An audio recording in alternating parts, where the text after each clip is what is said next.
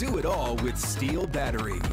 Now is the best time to save big on over 40 hardworking STIHL tools. Hurry into your local STIHL dealer or shop online. Welcome to Canada's STIHL Timbersports Series. Incredible lineup of athletes. This is going to be possibly the greatest championship we've seen yet. 3, 2, 1, go!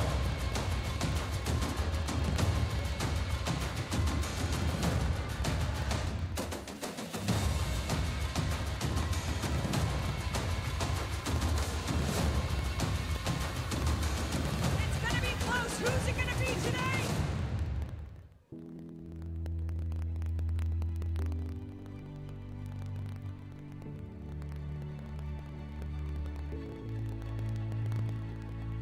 We are Timbersports. United by passion for the sport. And competition.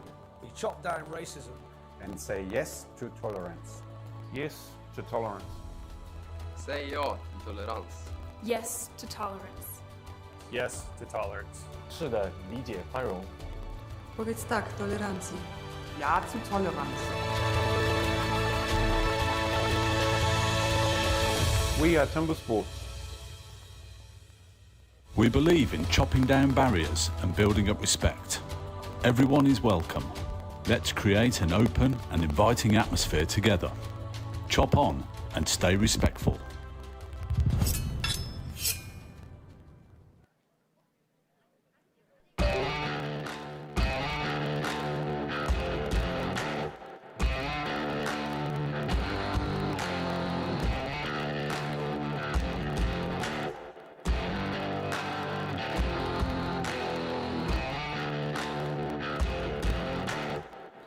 Who can cut down a tree more easily than most people can chop one up. When it really comes to tackling large lumps, you can't beat the men of the forestry companies.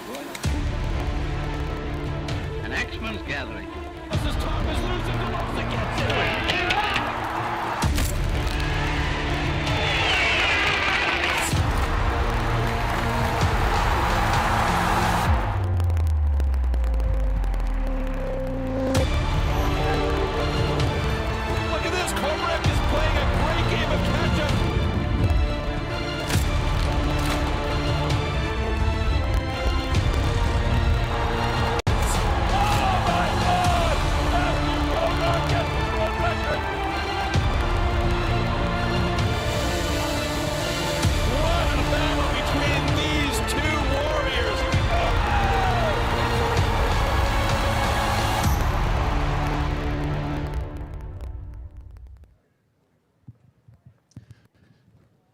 Chesley, Ontario, how are we doing today?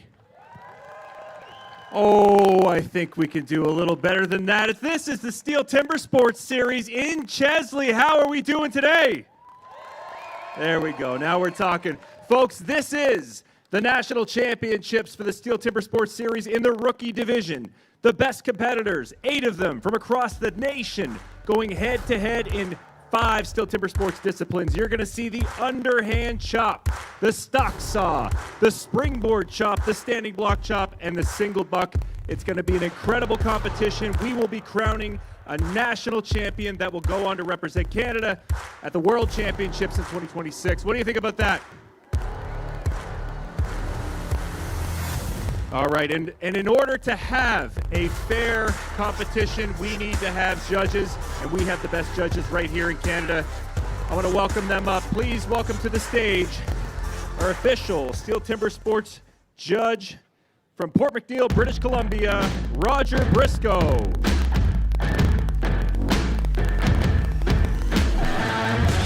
And making her debut as an official STIHL Timbersports judge, she the first female judge in Timbersports here in Canada. Big hand for Danielle Koch, former Canadian champion, the very first Canadian champion, in fact, in the women's division here in Canada. Awesome to see Danielle on the stage. And finally, our official STIHL Timbersports conducting judge, Jonathan Russell. The judges make sure that everything is fair for all the competitors throughout the day. They do a fantastic job. Big hand for our judging team. And I'm not going to be alone here today. I've got a bit of help. I want to welcome to the stage. He is the official coach for Team Canada for the rookie division, Rod Cumberland. Rod's going to be joining me throughout the day, offering some insight, interviewing competitors. Rod, how you doing, pal? Great to have you here. Great to have you helping out. We've got some amazing rookies, and we're going to call them up in a minute. But what are we going to be seeing here today from these rookies? You know, the rookies are age 25 and under, but I was just over at the athlete tent. You'd never believe that these guys are 25 and under. They look like pros over there right now. Love to hear it. They are the future of this sport. They're here today. Let's welcome them up to the stage. From Penobscot, New Brunswick, Anthony McLean.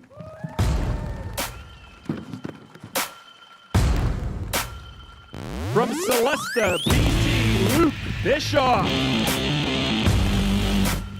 Son of former Canadian champion Bill Bischoff making his debut. From Woodstock, New Brunswick, Logan Kennedy.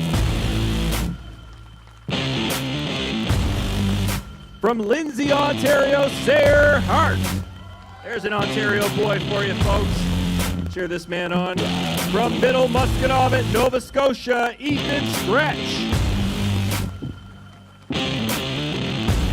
From Whitefish, Ontario, Caden Bulmer. Another Ontario boy, another Fleming lad. Big hand for him. Former Canadian champion looking to take home his second title from Limestone, New Brunswick, Matthew Budd. And your reigning and defending champion from Magna Bay, British Columbia, please welcome Jake Hewitt. We have a stellar field here today. This will be the tightest rookie championship we've ever seen, and it's right here in Chesley for you folks, and we've got a great crowd. It's going to be amazing. Well, we've got our athletes, we've got our judges, so I'll ask everyone that is able to please stand, remove your hats. We will have our national anthem.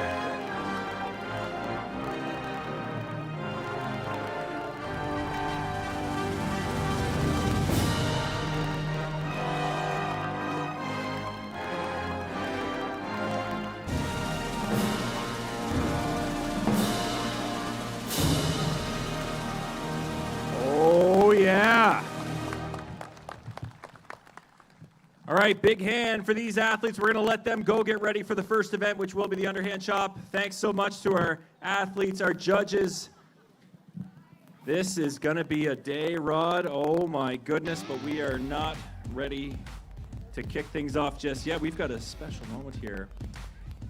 But fans, we're ready to start the STIHL Timbersports Rookie Championship presented by Boston Pizza. Of course, we're happy to be hosting here for the first time in Chesley, Ontario, brought to you by Boston Pizza. There is no better place to visit than Boston Pizza before and after the Rookie Championships. We also want to give a shout out to Toyo Tires. Toyo makes tires for your road. We're excited to be hosted by the Chesley community and the local steel dealer, Bruce Service Sales and Rentals. They have been incredibly supportive and instrumental in bringing us here. Big shout out to them. And as a matter of fact, Rod, we have a special guest to come join us. Awesome. Folks from Bruce Sales and Service are here to do an opening cut. So please cheer on Cameron and Jody as they cut the first cookie of the day. They're on their way up. And you know what? I see he's a young rookie himself.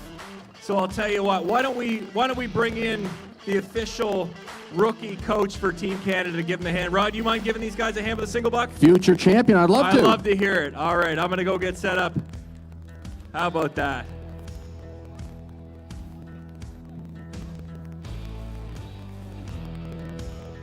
So this is the single buck. It's a one-man saw. Are we going to...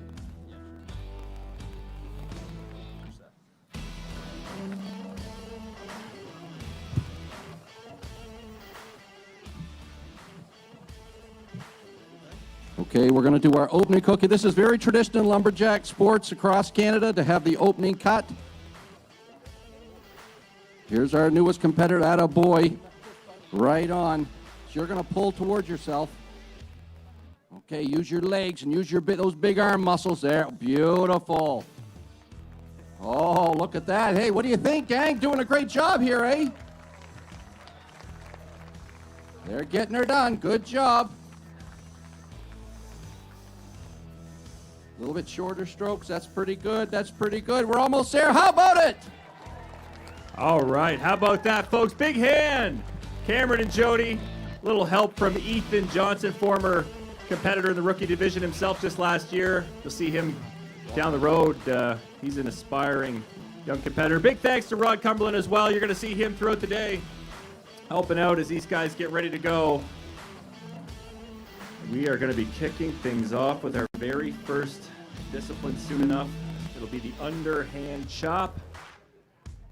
How about that? Cameron and Jody with his very first cookie. Big hand for them.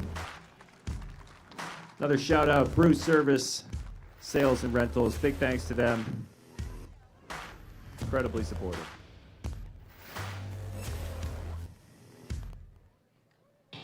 Timbersports Rookie International Championship competition. The International Rookie Championships are held in a 3-round elimination format. In the first round, all rookies compete in 2 disciplines, the underhand chop and the stock saw. The times achieved will be converted into points upon completion of each discipline. In round 1, a single point difference applies in each event. Thus, the fastest athlete receives points equal to the number of athletes in the competition, and the slowest only 1 point.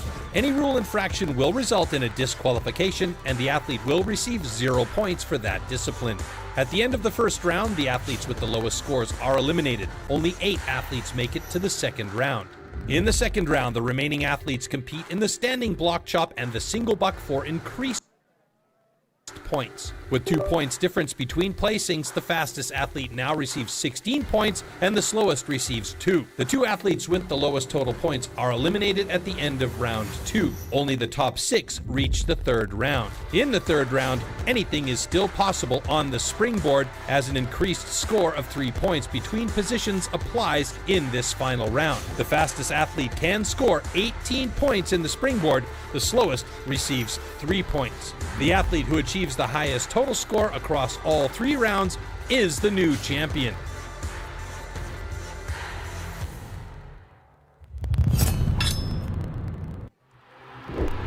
Underhand chop.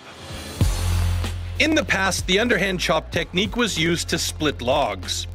Standing on a horizontally anchored block, the athletes use an axe to cut through a 30-centimeter log.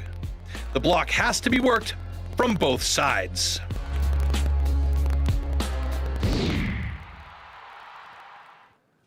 All right, we are ready for our first heat of our first discipline. Folks, please welcome to the stage on stand number 1, Sayre Hart. Fleming College, battling it out on stand number 2. It'll be Ethan Stretch. These two have both come through the Collegiate Series, Canadian Intercollegiate Lumberjacking Association. Sayre representing Sir Sanford Fleming College right here in Ontario. Ethan representing Dalhousie University's agricultural campus in Truro, Nova Scotia. Both very good competitors. Sayre just new to the sport this year. Ethan's been at it for a few years. Second time we've seen him here for the rookie division. Great to see him back.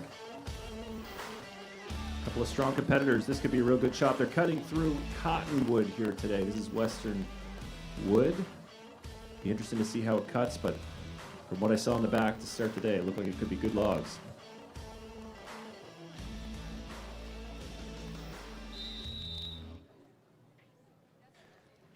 Athletes ready. Stand to your timber. 3, 2, 1, go! Both hitting on go. Sayer Hart seems to be putting in some big, strong blows. He's got a good pace going. Ethan's staying with him. They've got good logs. You can see the chips flying out the backside. They're going to be setting drivers and getting around, and they get around simultaneously. Excellent sticks of wood. You can tell the chips are flying out of these logs. Both guys, and Ethan is done. What a great cut from him. 22 seconds and change. That's got to be a personal best for him, and Sayer drives it off there with a couple more hits. Those are great cuts, both those guys. Excellent job. Our first heat of the underhand chop. We're off to the races here. Well done, gentlemen. The judges are going to have a look, make sure that the cuts are clean.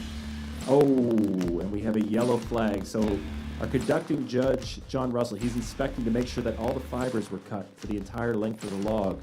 If there's a fiber that's left intact the rest of the way, it's a DQ. If they cut into their foothold, that flat section where they were standing, then that's a DQ. So we'll see what the call is. Head judge is going to make the call here on this one. Looks like Ethan's cut is good, though.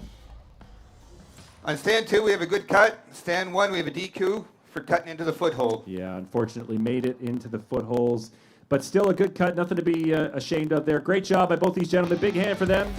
We're going to hear from Ethan Stretch here. Ethan and Rod, in just a second.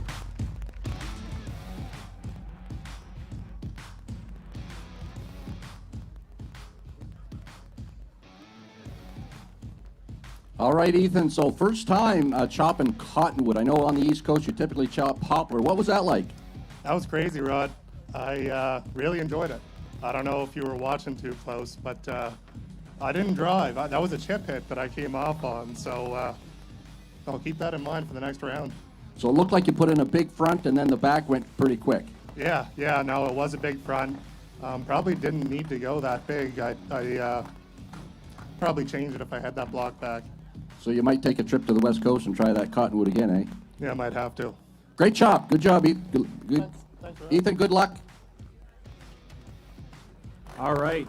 Excellent work, Ethan Stretch, starting us off, setting a blistering time to beat. Got to be a personal best, 22.48 seconds.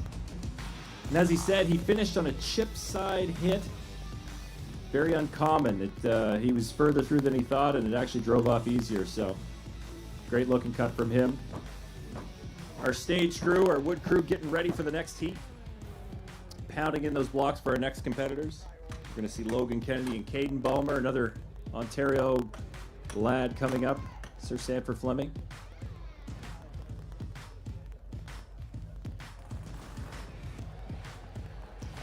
We see the time has actually been adjusted. Our official time for Ethan Stretch, 21.5 seconds. That is an excellent cut for him. Really, really great cut. He's got to be happy with that. I certainly would be.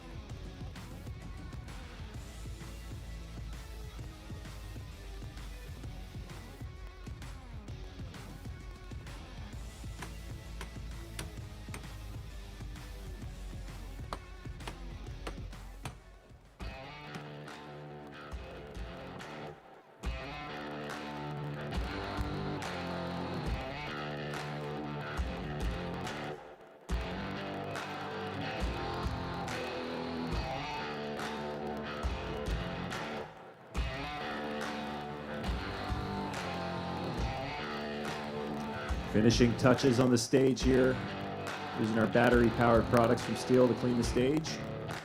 Get those right down the road. Boost service, sales, and rentals. Your official STIHL dealer right here in Chesley.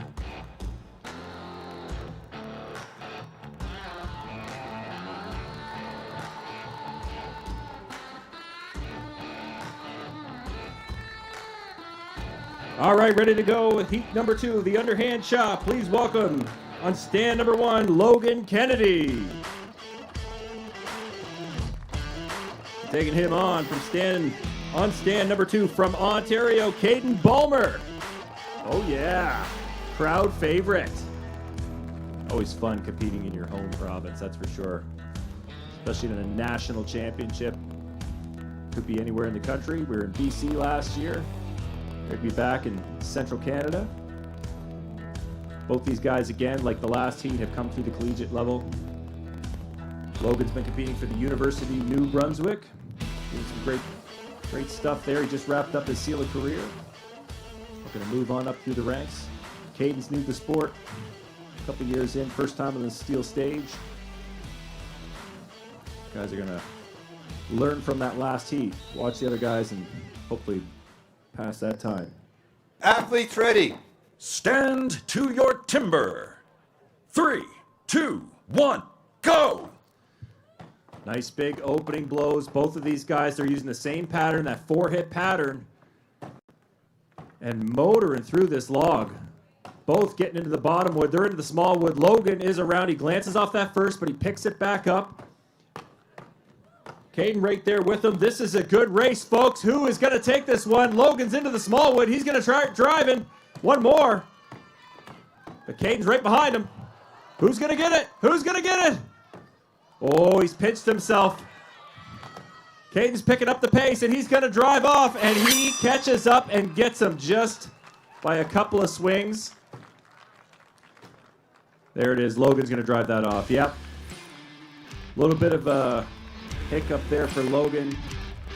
Left a little bit, probably too much bottom wood on his front side, and couldn't quite reach and get through, and that's why it's not a race to the back. It's a race to the finish. Caden does some great work. Doesn't drop that time to beat, but puts in a good, solid competitive time. 35.39 unofficially. Caden Bulmer. Logan Kennedy, 43.62 unofficially. Let's get it. And we have 2 good cuts. There we go. 2 good cuts. Both of our competitors. They like to hear that. They'll be earning. We're going to take Caden Bulmer over and hear from him and Rod Cumberland. Just 1 second.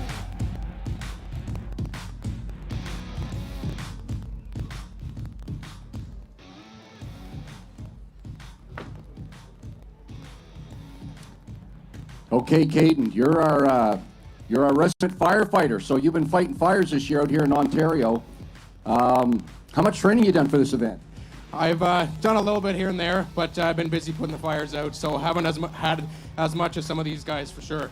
Right on. So how about that? Big round of applause for him actually fighting fires here in Ontario, taking time out to come chop some wood. So I watched there in that first heat. He took a very different axe than the other guys. What did you choose for that chop? Oh, I needed to do my homework on my front, and I brought my shovel out, so it really ate well. Okay, so you have that there with you, right? Yes, sir. How big is that thing? 9 inches. Okay, so this guy's running the biggest axe here today, 9 inches across the face. Did a great job putting up a 35-39 time. Great job, Caden, and the rest of the show. Thank you, Rod. All right, thanks, Rod. Thanks, Caden. Well done to you. That is a massive piece of steel, 9-inch face. Holy cow, that's a big axe. That's probably, give you guys a gauge on it. That axe is probably weighing in around the 6-pound range with the handle. So it's like swinging a splitting maul, except it's filed to a razor sharp edge. You can shave with these axes. A lot of the guys, when they're finishing them, they're honing them, they're actually shaving hair off their arms to test them to make sure that they're sharp enough for the wood. They're cutting really fresh timber. You want a real sharp axe. And Caden showed us how it's done, swinging that big 9-inch shovel, as he calls it. I like that. What a great name. 2 heats down, 2 to go. Wood crew getting all the gear ready to go. Big shout out to our wood crew. That is tough work. Volunteers, they pitch in. It's some of the folks from head office at STIHL and a number of other folks that come down to pitch in, locals. And we really appreciate everybody making time for this event.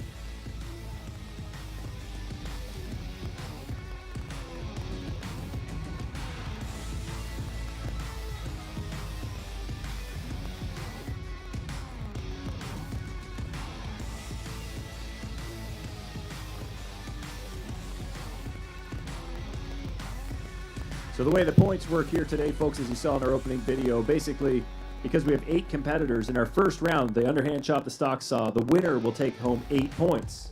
1 point per number of places of competitors we have. Now all the way down to 1 point for last place, or 0 if you DQ, unfortunately. That works the same for the underhand and the stock saw. As you move into round 2, the single buck and the standing block chop, the points actually double. So it's actually 16 points to win those events. And then finally, when we move into the springboard chop, we're actually going to cut our 2 competitors with the lowest number of points and go into the springboard chop, and then it will be triple points for the springboard. So very exciting competition all day. It's all about chasing points. These are races. This is all about being as fast and as accurate as you can be. You can see our wood crew, they're already thinking 1 step ahead. They're getting logs ready for this stock saw, our next event after the underhand. But 2 more heats of the underhand chop. Beautiful day here in Chesley.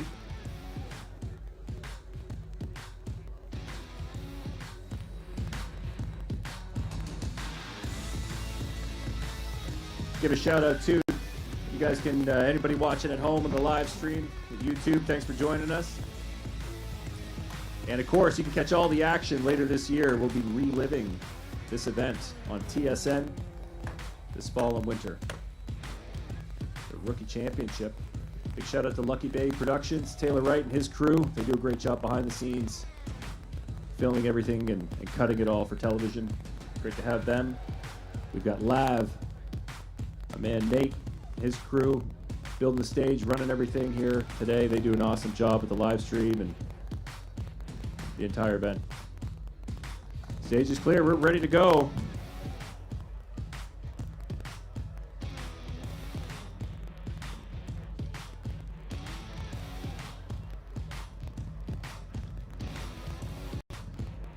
All right, heat number 3 of the underhand chop on stand number 1, Anthony McLean.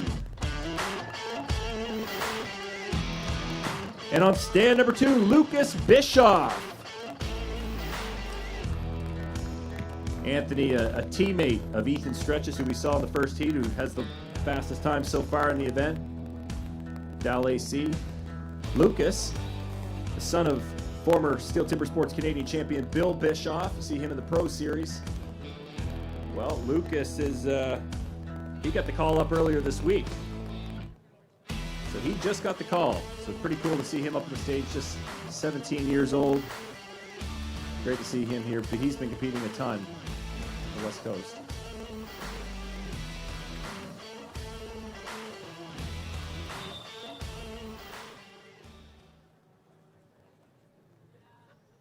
Athletes ready. Stand to your timber.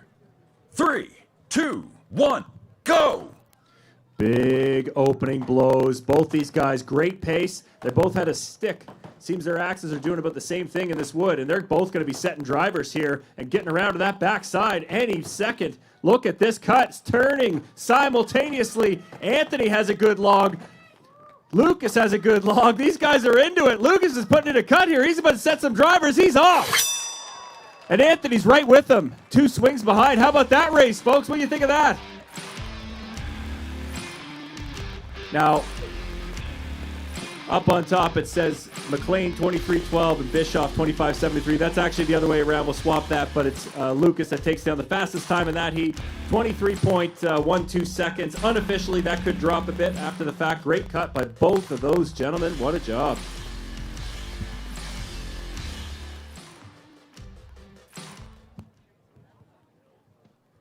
And we have 2 good cuts. All right.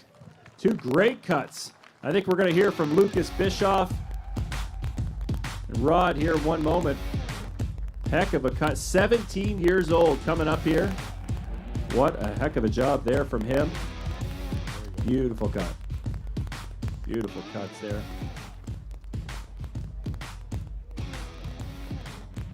Okay, so Lucas, I know we're cutting cottonwood and it comes from the West Coast. Tell us how much of an advantage that might be to a competitor from the West Coast chopping West Coast wood. We chop it a lot, like at every show, and especially at our show, and I train with it a lot as well. Yeah. So how did that chop for you go? It looked like you opened up into a knot on the front side. No, there was no knots there. It was a nice clean block, and it came off faster than I thought. I was going to drive 2, but I just drove the top and it came off. You got to love it when that happens, eh? Yeah. Well, that's a great time. Good job, and good luck with the rest of the show. Thank you. Thank you. Heck of a job there, Lucas Bischoff. He doesn't take down that time to beat, officially 22.68 seconds. A beautiful cut from him. It is still Ethan Stretch leading the way going in to our final heat. So that's a great spot for Ethan to be in. He knows that he's going to earn at least 6, 7, or 8 points. He'll be in that top 3 for this event. That's where you want to be. But heck of a cut there, Lucas Bischoff. Yes, sir. Excellent job by him. We've got 1 heat left of the underhand chop. It'll be our premier heat. 2 former champions battling it out. They're going to be head-to-head. And it's going to be a tough one to pick, I'll tell you. Be Matt Budd, Jake Hewitt. Jake's a cousin of Luke. They live just down the road to one another in BC. They train together. They double buck together. Travel together.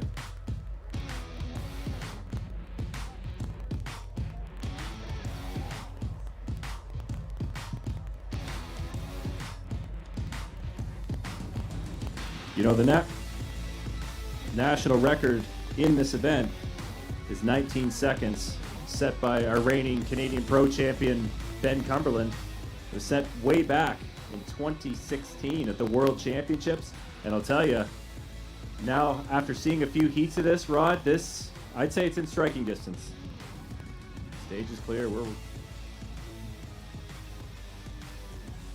are looking good.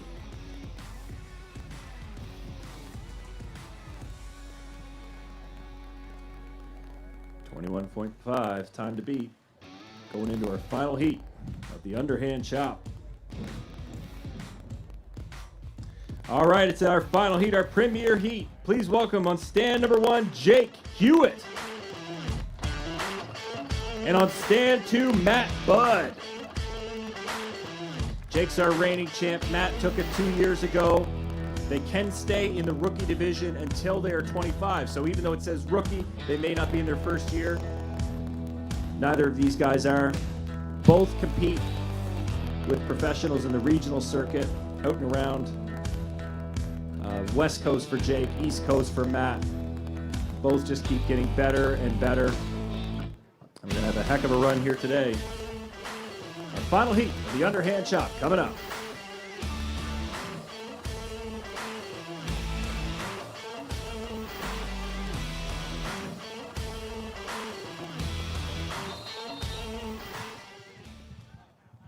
Athletes ready. Stand to your timber. 3, 2, 1, go! Right on go. Both guys are into it, and they've got a pace going here, and they're about to set drivers. You can tell they're coming around to the backside.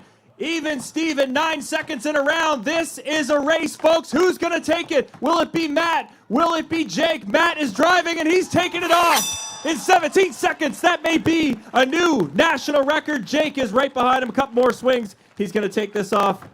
Tough log. Ran into a knot. He's going to break that off right there. One more. Big hand for Jake Hewitt, your reigning champ. But Matt Budd will have to wait for the official results, folks. And we're going to hear from him in a moment, assuming these are good cuts. The judges are having a look. Again, it needs to be a good cut. We don't want to see any yellow flags. If that's a good cut, and if that time stands, folks, we may have a new national record in the underhand chop of the rookie division. And we have 2 good cuts. Oh, we sure do. We sure do. We're going to hear from from Matt Budd and Rod here in just a second. How about a big hand for all of our underhand chopping athletes? Incredible stuff. Okay, so we're here with Matt Budd. Matt, tell us how much advantage it is to be going in the last heat in an event like this. You get to see the wood. You get to kind of see how the other different axes will respond, and you can see where you need to put in the work. And I saw a couple heats. People were driving a little early, and wood was sticky, so I just did my best to put in a good front and a clean back. Okay, the question I want to ask you, after seeing that, did you change anything? Did your plan of attack change on that block after seeing the guys chop ahead of you? No, it just kind of secured and in my head what I needed to do. Just clean, and the wood was phenomenal, and it just popped right off. Okay, that was the answer I was looking for. Now, I've just been informed in my headset here that you took down the Canadian record in that last heat. Who held that record? Benny boy! How's Ben related to you? Brother-in-law. Great axeman and phenomenal sawyer, and I just want to say thank you for him and his help training, and yeah, stoked. Congratulations, good job, Matt. Best luck in the rest of the show. Hey, congratulations. Matthew Budd sets a new national record in the underhand chop, 17.32 seconds, dropping the previous national record by nearly a full 2 seconds. That is astounding. What an excellent job by him. And how about that? Records are meant to be broken, folks. Records are meant to be broken.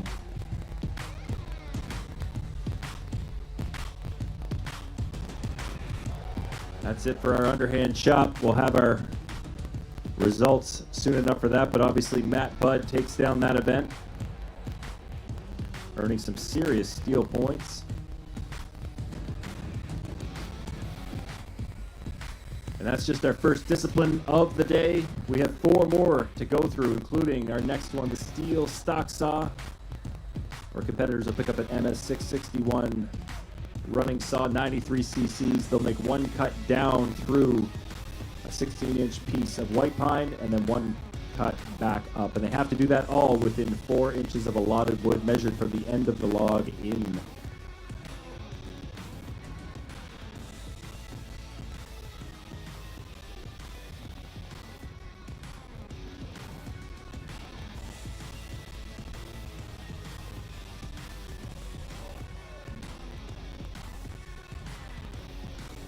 Our wood boss,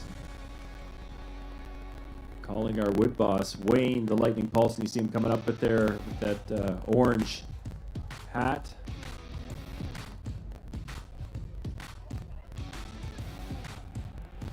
He's actually doing all the cutting with an MSA 300 battery powered steel chainsaw. You see that thing is just eating the wood. Wouldn't mind one of those. Head on down to Bruce Service Sales and Rentals. Pick yourself up an MSA 300. There you go, the wood boss. Wayne the Lightning Paulson, formerly Alberta boy, now he's Port Alberta, BC. West Coaster, you know.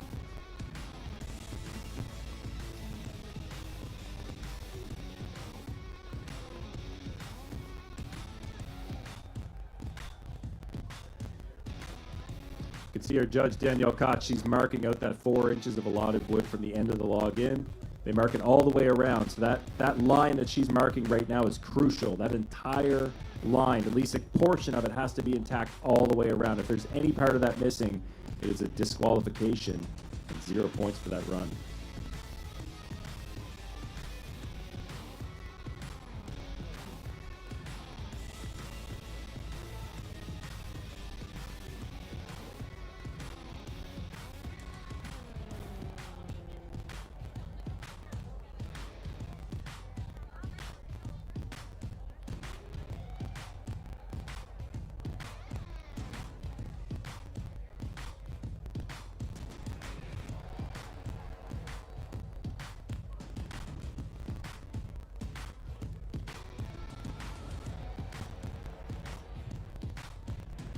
So after our first discipline, it's Matt Budd taking home 12 points.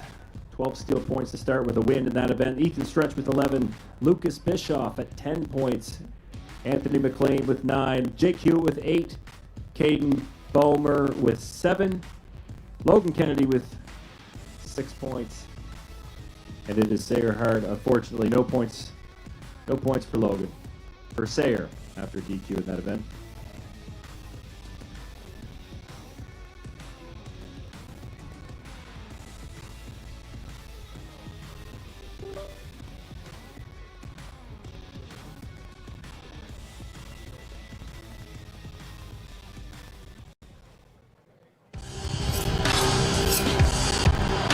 Stock saw.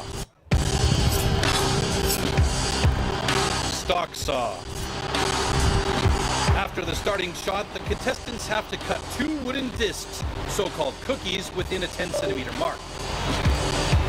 one downward and one upward. The attempt is only valid when both discs have been cut off completely and within the marks.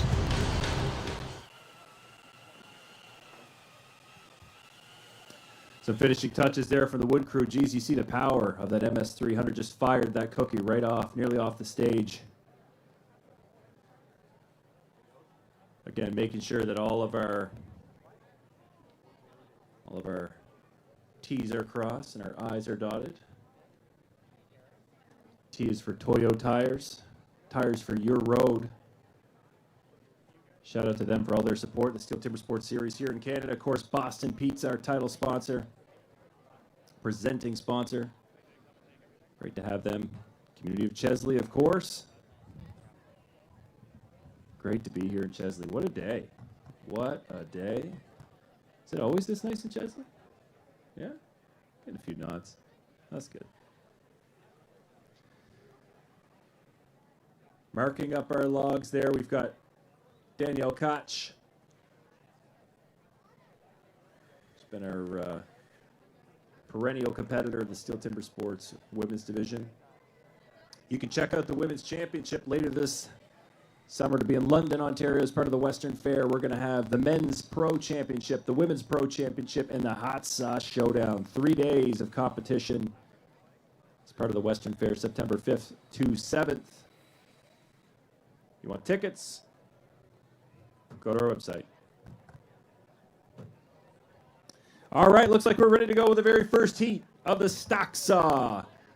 Please welcome to the stage again on stand number 1, Caden Bulmer. And on stand number 2, Sayer Hart. A couple of Fleming boys going head to head in the stock saw. MS661 93cc saws off the shelf. They are stock. There's no modifications made to these saws. They're even tacked to make sure that they're running identically. So all it comes down to is operator. Even the wood is matched. These two logs came from the same piece of the same tree. They're cut in half, fastened in, so that these guys have no advantage. Timber, saw, everything. It's all the same.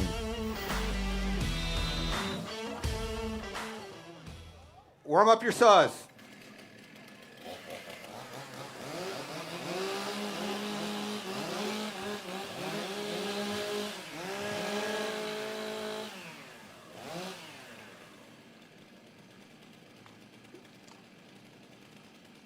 Athletes ready. Stand to your timber. 3, 2, 1, go! Sayer first to the wood. And first through the wood. He's on to his second cut, and that was a really nice transition. Sayer looking good. Caden right there with him. Sayer definitely takes down that heat, but a good race. Now, this is where the proof is in the pudding. The judges have to have a close call, close look, make sure that both discs are intact, but Sayer put in a beautiful cut there.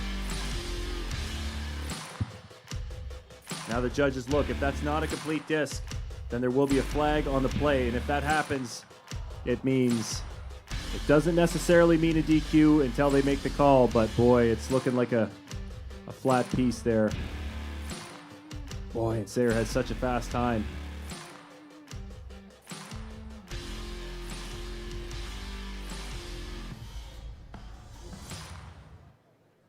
Having a close look there.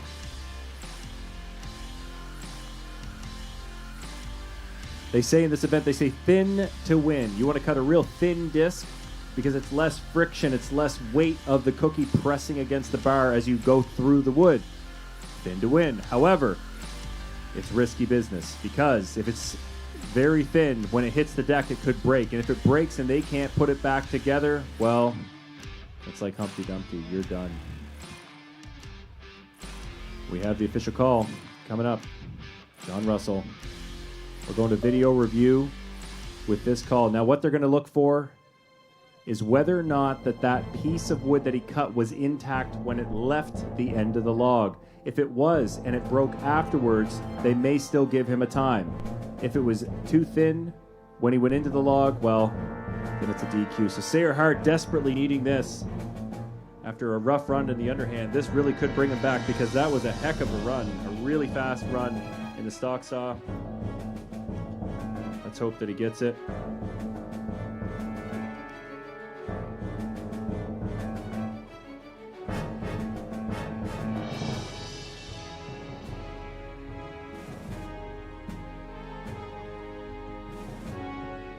Caden Ballmer, he's happy with that cut. Thumbs up from him. Likes to have nice, just 2 clean cuts. That's all you're looking for in the stock saw. Judges have made the call.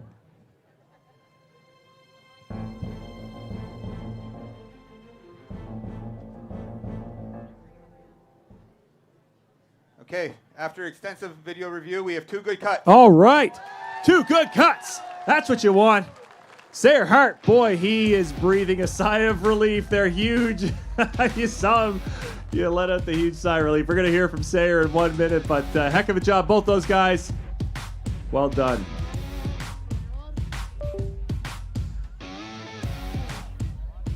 Okay, Sarah, we have a saying in this sport, thin to win. I was sitting over here watching that first cut, and I said, man, that is paper thin. Yeah. So was that a plan? It was not. I haven't done stock saws too much, but I've been doing lots of practicing this summer.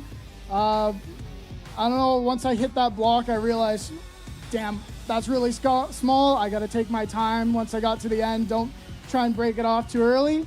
But, hey, that means I had lots of room for the second cookie, right? So made it easier, I guess. Exactly, and that was a really good cut. So great job. I'm good to see you put points up on the board. Yeah, thank you very much, Rod. Congratulations. Terrific stuff. Sayer Hart setting a time to beat 11.99 seconds officially. A great cut. Sub 12 is a heck of a run. And boy, he was threading the needle. But he gets a time, and he is thrilled about that. And we are too. Good for him. That's what we want to see. Good times all day long. 11.99 seconds. Nothing wrong with that. And you can see, as he said, because he went thin on his first cut, he had a ton of room to work on that second cut. It just takes all the pressure off. When it's the other way around, it's awfully stressful. So, you know, had he broken that first cookie and known it in the moment, he would have had enough room to even make 2 more cuts. So, great job. Both those guys, Sayer and Caden. Good way to start off the stock saw. Wood crew judges getting us ready to go in the next heat.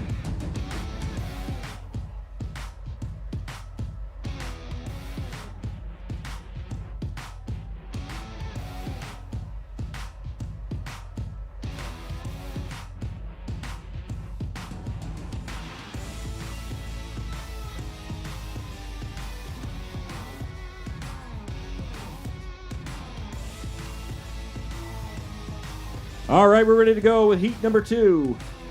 On stand number 1, please welcome Lucas Bischoff. And on stand number 2, Jake Hewitt. Battle of BC, Battle of the Cousins.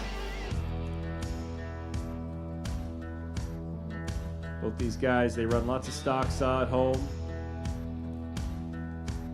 Doing all kinds of arborist work, helping out their dad, granddad. The Bischoff family is well known in the sport. Their grandfather, Carl. Jake's dad, Mitch, 5-time national champion. Luke's dad, Bill, he won the national championship as well.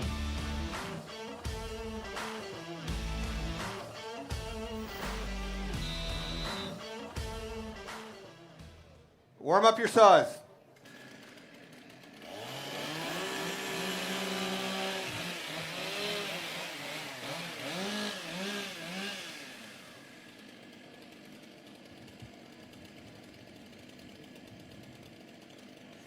Athletes ready. Stand to your timber. 3, 2, 1, go! Simultaneous into the wood. Even cut all the way through. Jake is just ahead. No, it's an even cut. Who is going to take this heat? Both these guys right with it. Looks like Jake at the top. Oh, and Lucas gets him. That was a great race. Even Steven all the way through. 2 thin cookies for both the guys. Well, again, another close call. Judges will have to take a look, but I can see Lucas's. They look good. Did Jake get 2 good ones? Looking good. Oh, they like that. 2 good cuts. Both those guys. We'll have to wait to hear the times, but those are great cuts. And we have 2 good cuts. Nicely done, gentlemen. We're going to hear from Luke Bischoff with Rod here in just a minute. Great times from them. We'll wait for the official, but it'll be tough to take down that official time of 11.99 set by Sayer Hart in the first heat, that's for sure.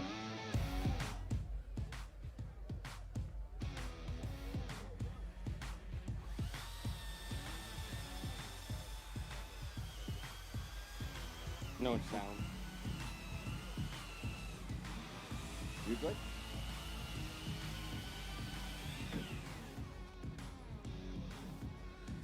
Okay. So, Lucas, you usually do this stocks on the West Coast. How different was it here on the stage? Not much different, no. So, when you watched the first cut, do you change anything when you approach a stock saw, or do you? No, I didn't change anything at all, no. So, is anybody back home watching you here at the National Championships? Yeah, all my family and friends are, yeah.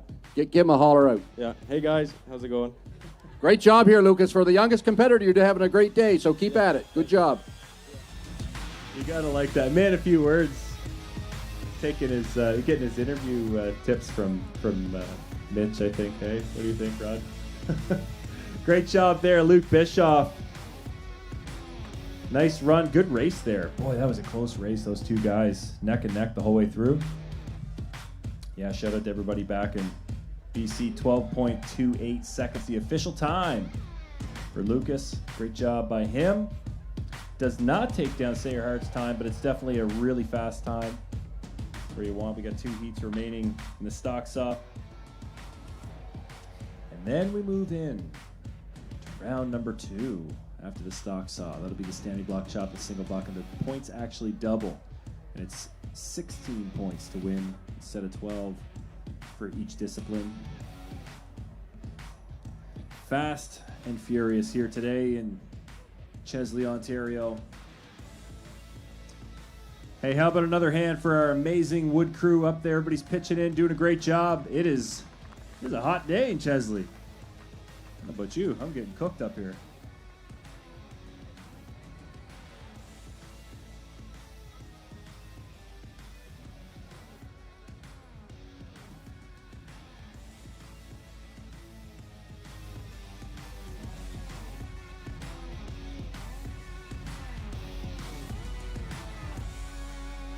All right, heat number 3 of the stock saw. On stand number 1, Ethan Stretch. And on stand 2, Logan Kennedy. So you see each competitor, they come up, they have the opportunity to kind of set their footing, get where they want to be, warm up their saws. They have 15 seconds. They set the saw down while it's running, pick it up, make 1 cut down, 1 cut back up. If they have room, and they needed to, if they didn't have a complete disc, they could make a 3rd cut.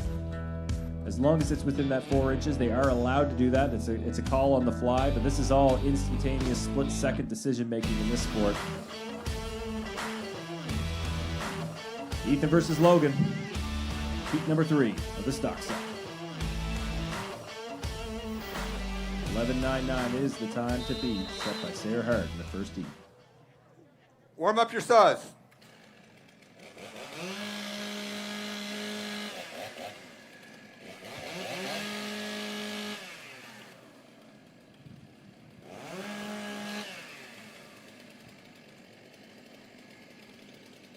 Athletes ready.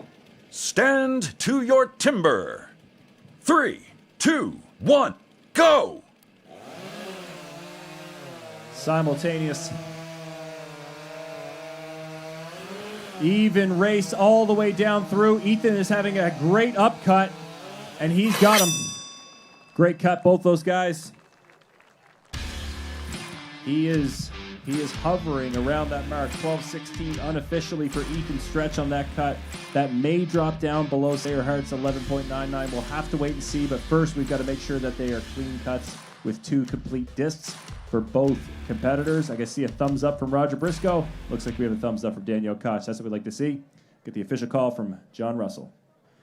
Okay, we have 2 good cuts. You betcha. Great stuff. Two good cuts we're going to hear from Ethan Stretch here in a moment. Great job by both of those competitors. We'll see what that time drops down to officially. He is going to be awfully close to that 11.99 set by Sayer Hart, but we'll have to wait and see. Over to Rod and Ethan.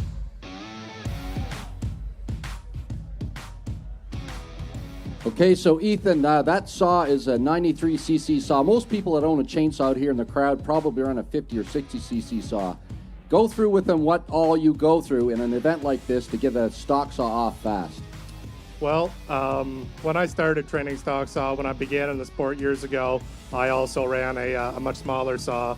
Learned how to run the throttle and the pressure through the wood, which is a lot more difficult, in my opinion, on a smaller saw. So when you get to these bigger guys, you kind of know what you're doing. And I've been lucky enough to have a friend of mine, Jeff Larkin, loan me his STIHL 661, and it's a great saw to run. And I've made some cuts in the barn before this weekend, and I'm pretty glad with that cut.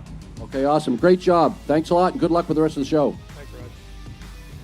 Great job, Ethan Stretch. And I've got to tell you, folks, I have some exciting news. The time to beat after the first heat by Sayer Hart was 11.99 seconds. Ethan Stretch, his official time, 11.98 seconds.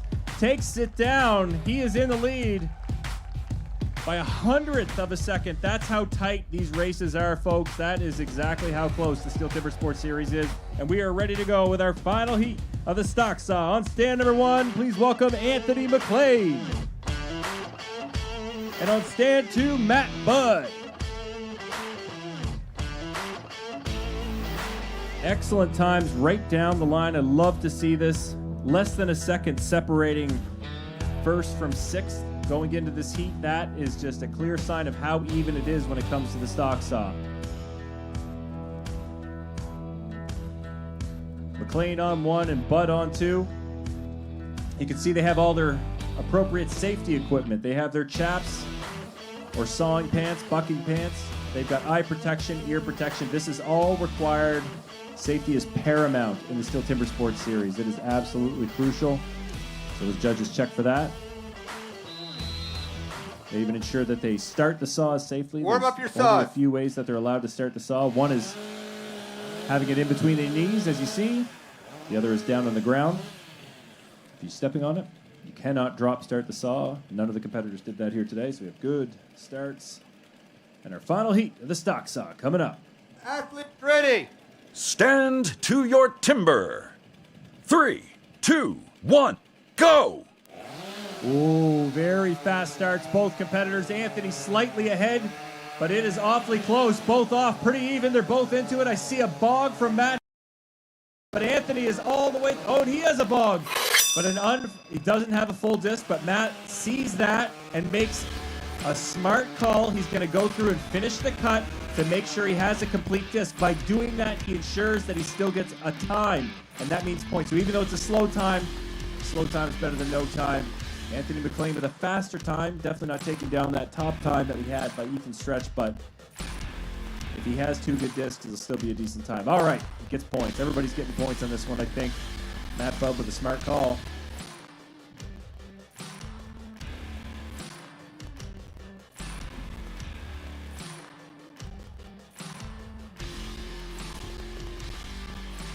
I got in trouble too.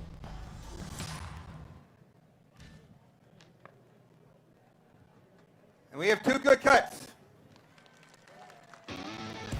That's what you like to see. Very smart tactic there from Matt Budd. Here from Anthony McLean. Well done, Matt Budd. Smart play there on him. Anthony McLean and Rod coming over.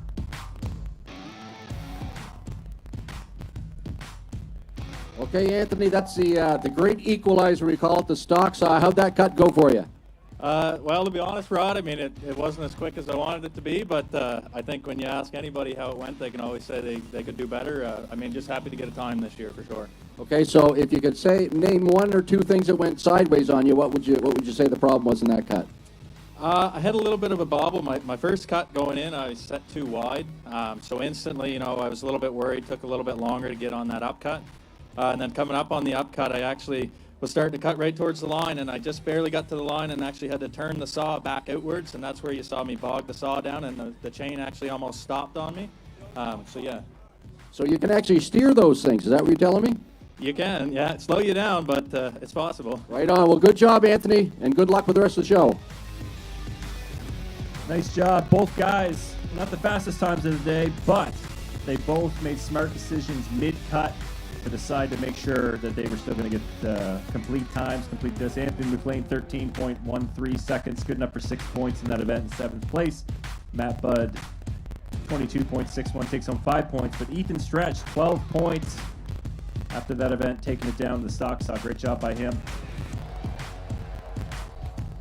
That is officially it for round number 1, which means we move into round 2, and round 2 is double points.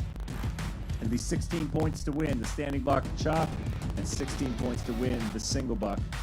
And we have some absolutely fantastic standing block and single buck cutters here today in Chesley. Great community here, Chesley, Ontario. We're thrilled to be here. Bruce Sales, Service, and Rentals. Thank you to them for bringing us here. Thank you to Boston Pizza. Thank you to Toyo Tires. Of course, STIHL Canada. All the folks up in London came down here to give a hand. Big shout out to our wood crew. Jason McNichol running the show up there. Big thumbs up from him.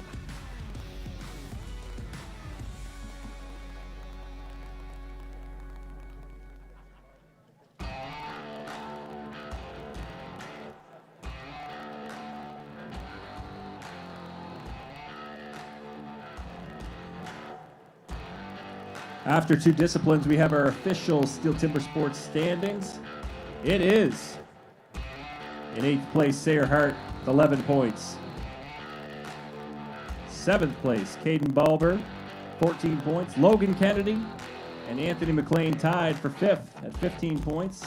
It is Jake Hewitt, our reigning champ, sitting in 4th at 16 points. Matthew Budd sitting in 3rd place with 17 points. Lucas Bischoff, the man who just got the call up this week, he is sitting in 2nd place with 20 points after 2 disciplines. And it is Ethan Stretch with 23 points leading the way after our first round. Great job by him. He had a stellar underhand chop, 2nd in that, and then wins the stock saw. Great start to the day. Again, it was 12 points to win the events in the first round. It is 16 points to win the events in the second round. The standing block chop, as you can see, this event simulates felling a tree. Athletes are going to cut halfway through the front of the log, go around halfway through and finish from the back, driving the top of the log off. It's always my favorite event.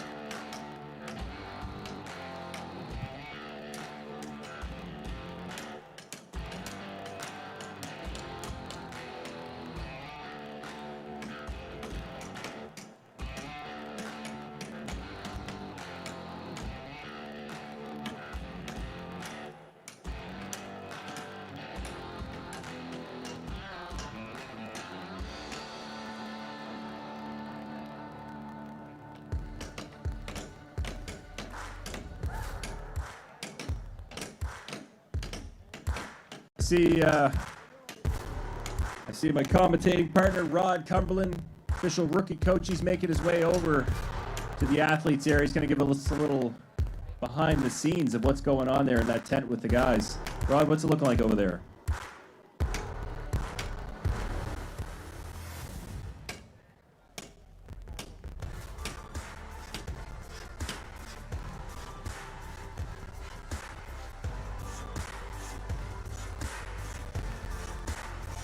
We'll give it a sec there for Rod while these guys are getting the finishing touches. You see they're putting ratchet straps on. What they're doing here, so they use metal dogs that they pound in that hold the log in place from the base, but sometimes those dogs have been known to slide out.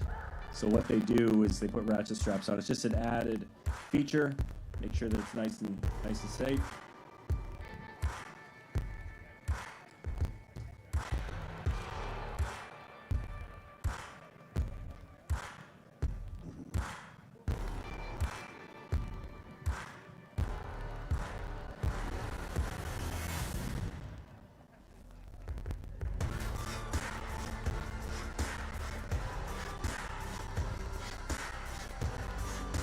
Looks like our crew is about ready to go. They're just getting those first 2 logs ready to go. Sayer Hart and Caden Balmer are going to be head-to-head in the very first heat. They'll be placing the heats in the second round based on the standings from the first round. So it'll be Sayer versus Caden, then Logan versus Anthony, Jake versus Matt Budd, and then it'll be Lucas versus Ethan, as they are leading the way. Rod, you've always been a standing block cutter. You've always enjoyed this event. Tell us, what are some things to be looking for in terms of the technique side of things when it comes to the standing block? Well, the standing block chop is meant to emulate felling a tree, of course. And you want to draw, you can see these blocks have lines drawn on. That's roughly where they want to follow. They want to follow those lines. And basically the fastest way to the middle is at a 45-degree angle. And they usually always start with an upswing. On a block like this, you want to make sure you get your work done in the front. And you'll notice the guys, before they go to the second side, they'll put 2 big drivers up on the front. And that's to get the axe in there just as far as they can before they go around to the back side. And then they do the same thing again. They chop in a pattern. You'll notice that they'll chop their near wood, top and bottom, then they'll go across to the far side. So they chop in a pattern to get it off. And of course, this wood's chopping really nice. It's nice, soft cottonwood. So they'll try to drive it off just as fast as they can. So should be some, actually, what's the record in this? The record in this event, that's a great question. It is 14.44 seconds, set by your son, Ben Cumberland, reigning pro national champion. I bet he's home chewing his fingernails right now because he sees the wood is pretty nice. After the underhand, I bet he is. Yeah. Again, beautiful wood like this, and big hats off, I think, to Mitch Hewitt. He's the guy that secured this cottonwood for us. It's beautiful wood, it's chopping really nice. And when you get wood like this, usually this is where you see records fall. So, Chesley, if you get behind them when they come out here and cheer them on, I'm sure that we're going to see that national record fall before the day's over.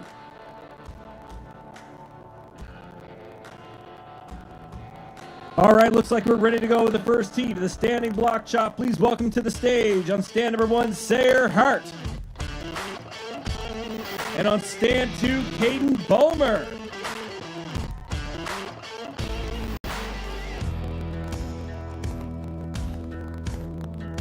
Both these guys itching to climb up in the standings a bit. Sayer dug himself a little bit of a hole in the underhand with a DQ, but with that 11 points in the stock saw, he is still within striking distance. Can put in a good cut here. Same for Caden. It's been even so far, 7 points the first 2 events. The top 6 will move on after round 2 into the springboard chop in round 3, so it's all about earning those coveted steel points all the way through. Athletes ready. Stand to your timber. 3, 2, 1, go! Big opening blows there. Caden looks really comfy with that axe. That's what you want to see. He's got a few hanging chips there. Sayer staying with them. These guys are about to set their drivers. I can see a little glance there from Sayer, but he's there. They're around. All together, little slip there. Stepped on a chip, it looked like. Caden and Sayer, close race, folks. Stay behind them. Who's going to take it off first? Caden's driving. I think he's going to take it. There you bet. Sayer's not far behind. There you go. One more for him. Great job. Standing block chop. You're seeing it here in Chesley, Ontario. The Rookie Canadian Championship 2025. Nice job, both those competitors. Kicking off round 2. Official call from the judge coming up.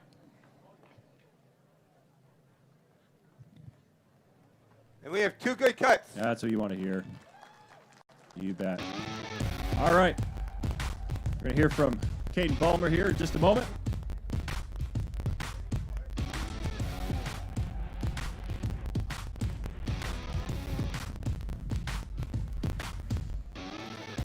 Okay, Caden, so the crowd here just sees a guy go up on stage with an axe and chop a piece of wood, but tell us how you picked which axe. How many axes do you have to pick from, first of all? Well, I'm pretty new to the sport here, Rod, so I only have these two. So I just picked the one I'm most comfortable with, which is my shovel. I kind of lean on that one. Okay, so the shovel, you went with the shovel. How to chop that wood? I didn't do it the best I could. It's kind of pointing a little bit, hitting a little square, so I should have pulled the heel in a little more, sunk those drivers in, but I got through before Sayer did, so. So you have bragging rights now in Ontario? Yeah, a little bit, I guess. Okay, well, great job. Good luck with the rest of the show. Great job there. Caden Bulmer set the time to beat 36.92 seconds. Swinging the shovel yet again. When you're in a hole, use a shovel, apparently. That was a good start. Good solid chops by both of those guys. Again, relatively new to the sport, both competitors. Just being here on the stage is a huge step in the progression of their careers as athletes. So great to see them. The next two guys, they've been at it a little bit longer, a few more years in the business, as we say. It'll be Logan Kennedy and Anthony McLean in our second heat. Chasing down the time. Just set 36.72. Definitely attainable. Again, national record 14 seconds and change, set by Ben Cumberland way back 2016.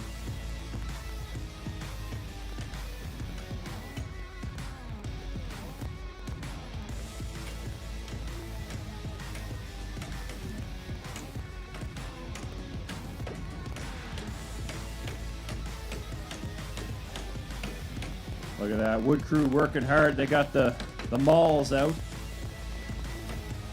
As I said before, those axes, you know, they roughly weigh 5 to 6 pounds.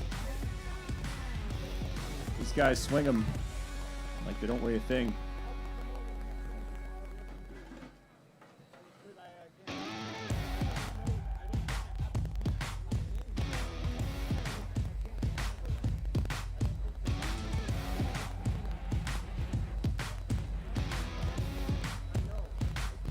Stay true, clean this up.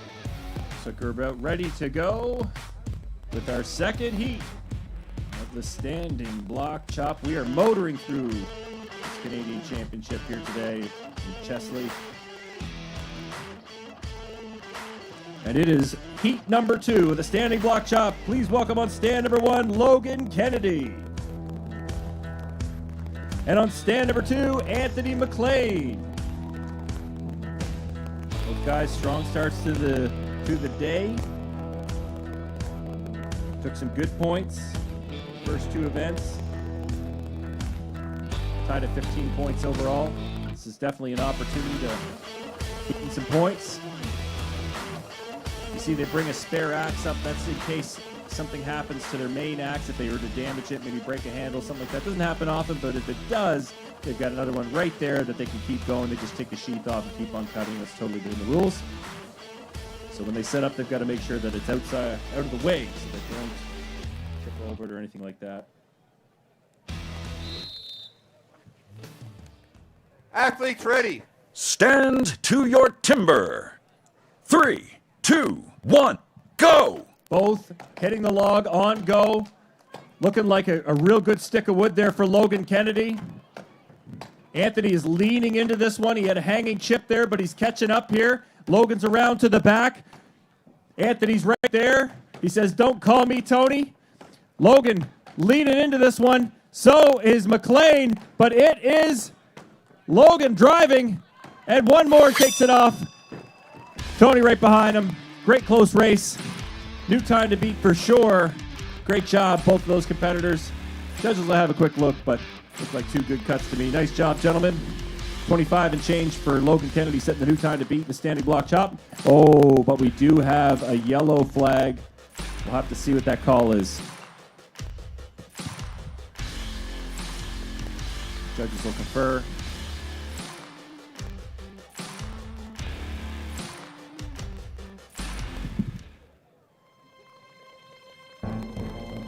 Got a video review on stand number 1 for Logan Kennedy. That may be for a jumped gun. You cannot hit So the go.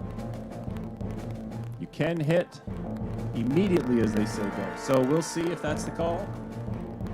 Hopefully we got a good time there. Looked like a nice chop from Logan for sure. Nice chop from Anthony as well. He was leaning into his block. Bit of a hanging chip to open his log, but he cleaned it out. Nice.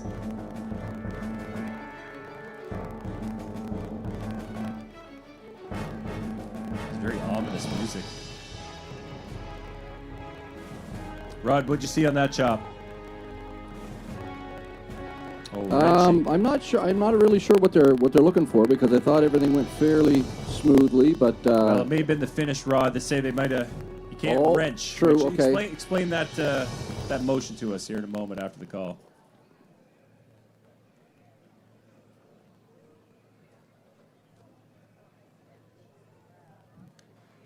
After video review, we have 2 good cuts. Oh yeah, that's what we want. That's what we want to hear. yeah. So the wrenching is all about. You usually want to swing your axe and not have the block come clean, but if you put the axe in and kind of twist it off, you get a little bit of a mechanical advantage. So they'll DQ you for that. So. Gotcha.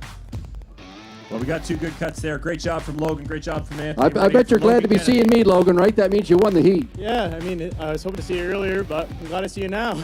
So everybody that was watching that probably saw you come out. And how much is that axe worth? Oh, about $800, I think. $800, and then you did something to it before you swung. You took something out of your pocket and you messed around. So explain that to the crowd so they know what you're doing. This is a little bit of lubricant. It's called STP. We put this on the axe to help it bounce out of the wood, help it retrieve from the wood. Sometimes the block can be a little sticky, and it'll just sort of stick in there. So I put the STP on. We're hoping that it'll fall back out really easily. And how did it work for you? It worked really good, apparently. Awesome. Well, great job, Logan. Terrific job. Logan Big hand Kennedy for setting a new time to beat, 24.01 seconds. That's what you want to see.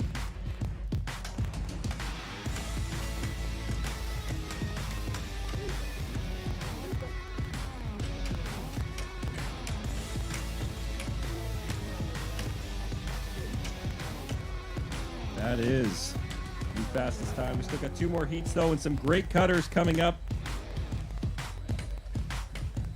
Heck of a start here in Chesley. Working through our 3rd of 5 disciplines, the standing block chop. We've still got a sawing discipline, the single bucket, of course, and the big finale, the springboard chop, the crowd favorite. Everybody loves that one. Big shout out to everybody watching at home on the live stream. Thanks so much for joining us here today. Great to have our supporters across the country, across the world. And of course, you can catch all the action later this year on TSN. We're also going to be announcing a brand new television series exclusive to TSN Plus a little later on. Some big news coming your way, folks. Rob, what'd you think about that cut overall there? Pretty good. Big thumbs up from Rod. I threw him a little bit of a curveball there. Yeah, sorry about that, buddy.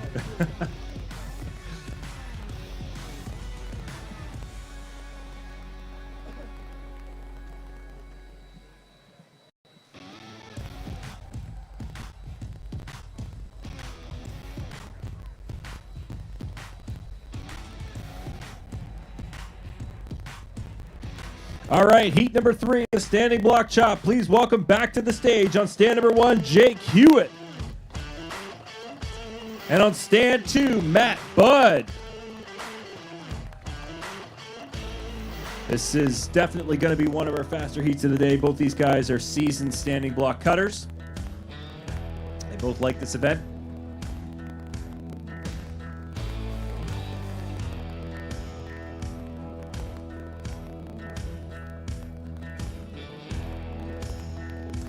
One thing they have going for them in the underhand chop, they get to chop those footholds, those flat sections you saw. That's an ability to test the axes. You don't get the same in the standing block. There are ways to test the wood, but not quite as easy as cutting footholds in an underhand. So a little more trial and error, but both these guys know how to pick up an axe, choose the right one.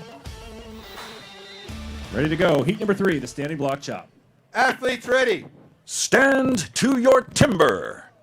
3, 2, 1, go! Okay, big opening blows there. Both these guys into the wood. Jake setting his drivers and getting around. Little glance there. Matt may have had the better drivers. These guys are trying to race each other in the back, and Matt's going to take it off. Right there, one more. Oh, and Jake's right with him. What a close race. 19.6 unofficially. 19.6 unofficially for Matt. 20.37 for Jake.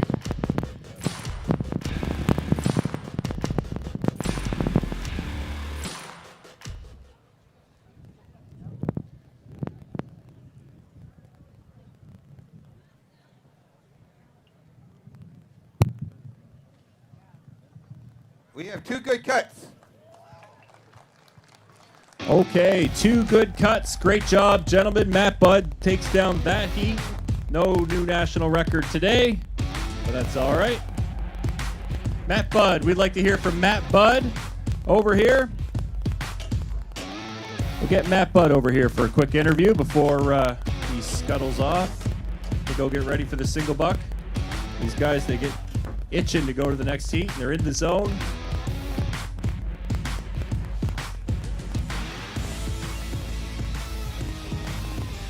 Okay, Matt, so things are mixed up a little bit right now, that everything's wide open. So does that change how you approach a chop like this?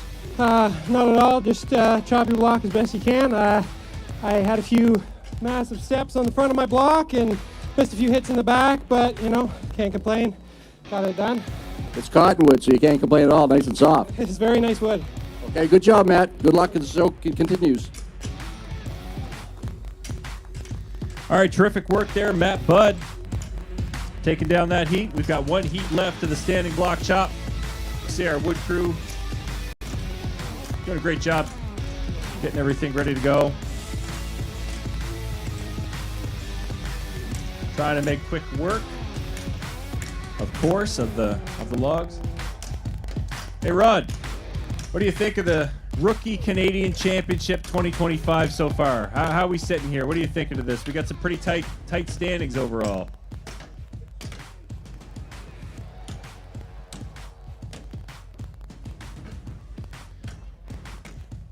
I keep throwing it over to you, then it's like a little head fake for you, isn't it? Yeah, we'll have to wait for that one. That's okay. Close race across the board.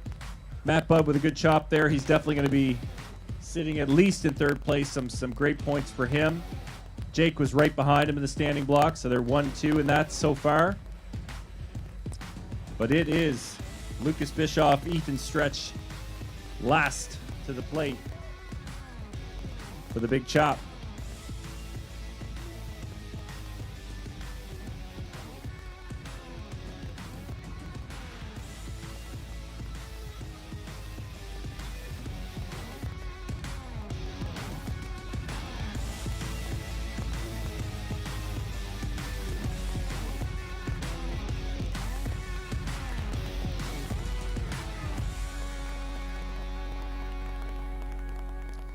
Finishing touches here, standing block chop. About 11.5-inch piece of cottonwood. Seems to be cutting pretty well, chipping out well. These rookies are doing a good job choosing the axes, making sure that they find one that penetrates into the wood but comes out smooth. You don't want something that goes so deep that it just sticks.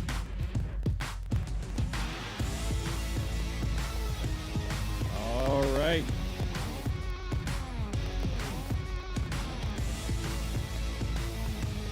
All right, final heat of the standing block chop. On stand number 1, Lucas Bischoff. And on stand number 2, Ethan Stretch.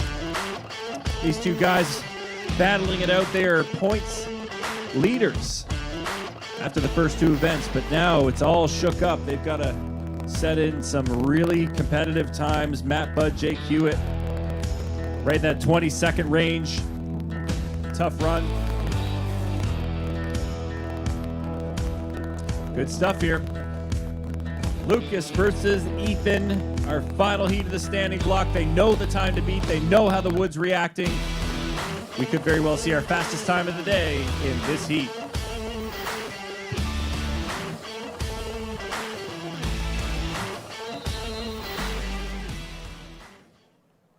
Athletes ready. Stand to your timber. 3, 2, 1, go! All right, on the go. Both these guys, big opening blows, a little slower pace than we saw in that last heat, but lots of power. They're going to be setting their drivers here. Lucas sets his driver, slabs the top of his block a bit. He's got a good stick of wood. Ethan's right with him. These guys are neck and neck. Ethan putting those big swings in there. Lucas staying with him. This is going to be a close race to the finish. Who's going to take it? It is Ethan Stretch taking down that heat, but not the fastest time of the day. Matt Budd takes down the standing block. Great job, both these competitors. That's it. There's your standing block chop.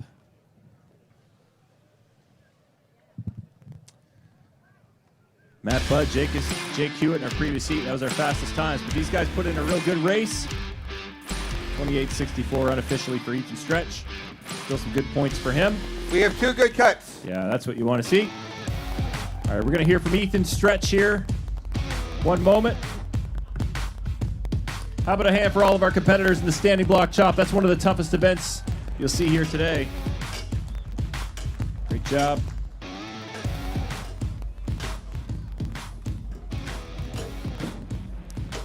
Okay, Ethan, that was a great chop, and I know the crowd are probably looking and they're saying all these other guys' handles look like wood. Yours looks like a banana. Explain to them what's going on there.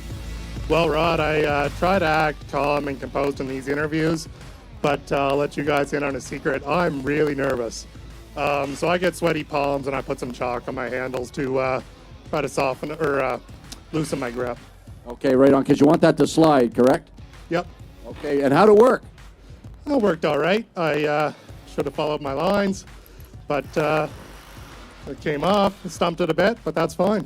I see you clowning with the camera up there. You're feeling a little bit relaxed. You're sitting in a pretty good spot right now. I suppose so. I guess it's not a bad spot to be, but I'm just having a relaxed day out here, enjoying the homecoming, and yeah, I'm having a good time. Awesome. How about a big round of applause for Ethan Stretch? He's in the hunt for the overall here right now. Absolutely. Nice job, Ethan. Not a bad time, 28-26 in the standing block, taking 5th. But it is Matthew Budd that takes down that event. 16 points for him in the standing block. Jake Hewitt with 14. Logan Kennedy, 12 points. Anthony McLean, 10 points. Ethan Stretch, 8. Lucas Bischoff, 6. Caden, 4. And Sayer, 2. That means after 3 disciplines, our overall, it is Sayer Hart sitting in 8th right now with 13 points. Caden Bomer in 7th with 18 points. They are on the bubble. They need a big run in the single to move up into those top 6. Anthony McLean sitting at 25 points overall. He's in 6th. Lucas Bischoff, he's in 5th place with 26 points. Logan Kennedy, 27 points. He's in 4th place. Jake Hewitt, he's in 3rd with 30 points. Ethan Stretch, after that great cut, he's at 31 points overall and sitting in 2nd. And it is Matt Budd, 33 points overall, sitting at 1st after 3 disciplines. So, yeah, what do you think, Rod? Tell us about this competition so far. This is fast and furious. Yeah, and I think it's lived up to what we were expecting. We said there's anything could happen here depending on how the guys do. In that last heat, we had the youngest competitor and the oldest competitor in the rookie division going head-to-head, and it was a close race. So, yeah, Ethan's made it interesting. Luke has made it interesting. So they're doing quite well, and of course that mixes up your points.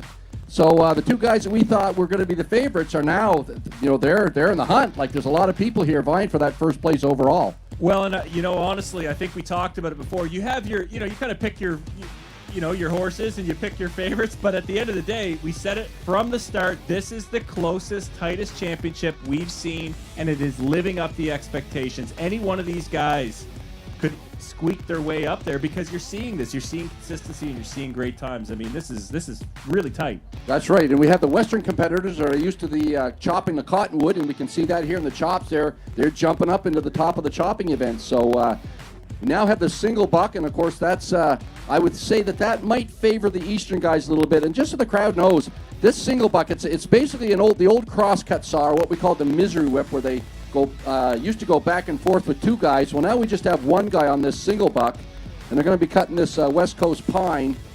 But it's the Eastern competitors really excel at this sport, the single buck. And of course, the guys that file these, that make these really good saws, they cost you now about $3,000. The saws that these guys are going to be running, so they're a pretty expensive piece of gear. It's like a used car. Yeah, no kidding, eh? More than the last car I purchased. So so it'll be interesting to see how the Eastern guys make out with the Western fellas here in this next event. Absolutely, Rod. It looks like we're just about ready to Single go. buck. The single buck is a one-man saw about 2 meters long. With this, the athletes have to cut off a complete disc from a 40-centimeter thick wooden block. The perfect interplay between rhythm and strength is the key to success.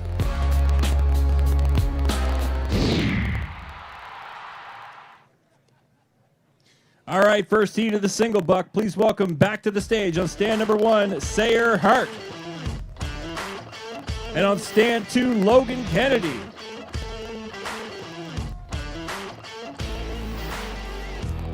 Now, I'll tell you something. Logan Kennedy absolutely loves this event. I've seen him cut single buck in college many times. He wrapped up his SELA career earlier this year in Truro at the Dow AC. He competed for UNB, he was competing at Dow, and he won the competition, set one of the fastest times, his personal best. So loves this event, has trained it a lot. Looking for a good cut here today. Sayer Hart, see how he does in the single buck. It is, it looks simple. It looks easy. Just pull the saw back and forth. No big deal. It is not that. It is not that. It is. These are aggressive saws. They're finely tuned. All they do is cut.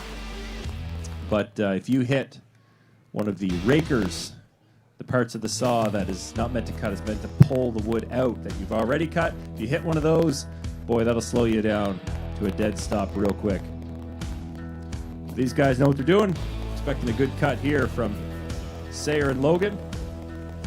Our first heat of the single buck.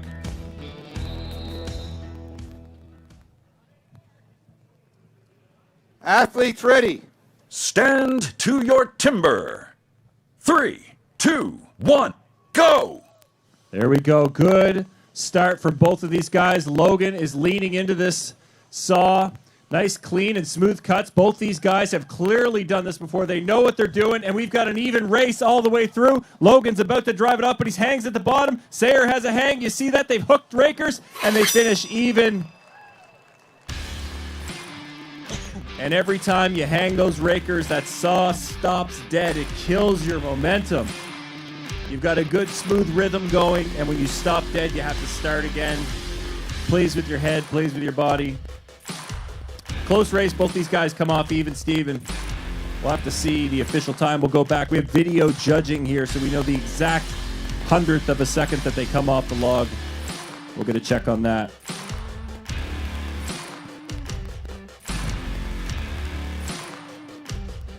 We have 2 good cuts. There you go. 2 good cuts. Logan and Sayer.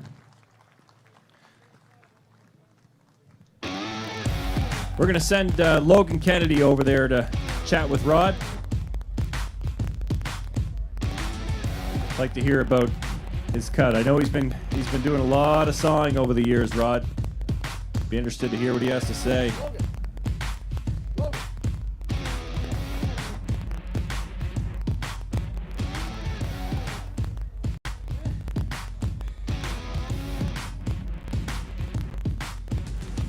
Okay, Logan, so I watched you in SELA, the Canadian Intercollegiate Lumberjack Association. I watched you do single buck all year long and rip off some phenomenal cuts.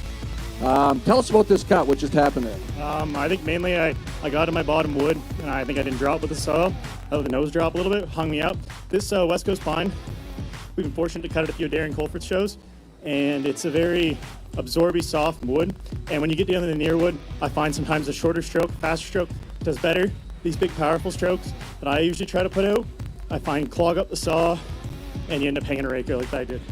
So when I was watching you get ready to go, you flipped your saw up the other way to try to clean out your kerf, and all of a sudden it was go time. So how does that mess things up when you go to saw? I practiced rushing a little bit, just trying to go at the time I could, and I knew where my foot needed to be. I dropped my thumb down, and I sort of knew where I needed to be, got myself set up, and there was enough time with me in the countdown to actually bring my thoughts together and try to put in a good cut. The top felt amazing, the bottom half probably could have been way better, but this is definitely challenging wood for us East Coast guys.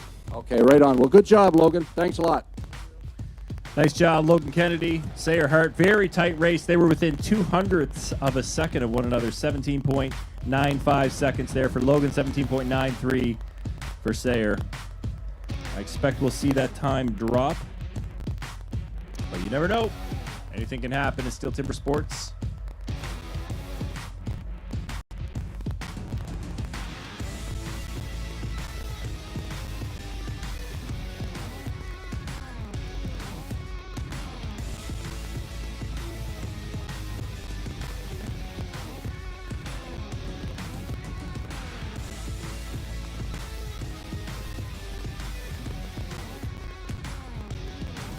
We're ready to go.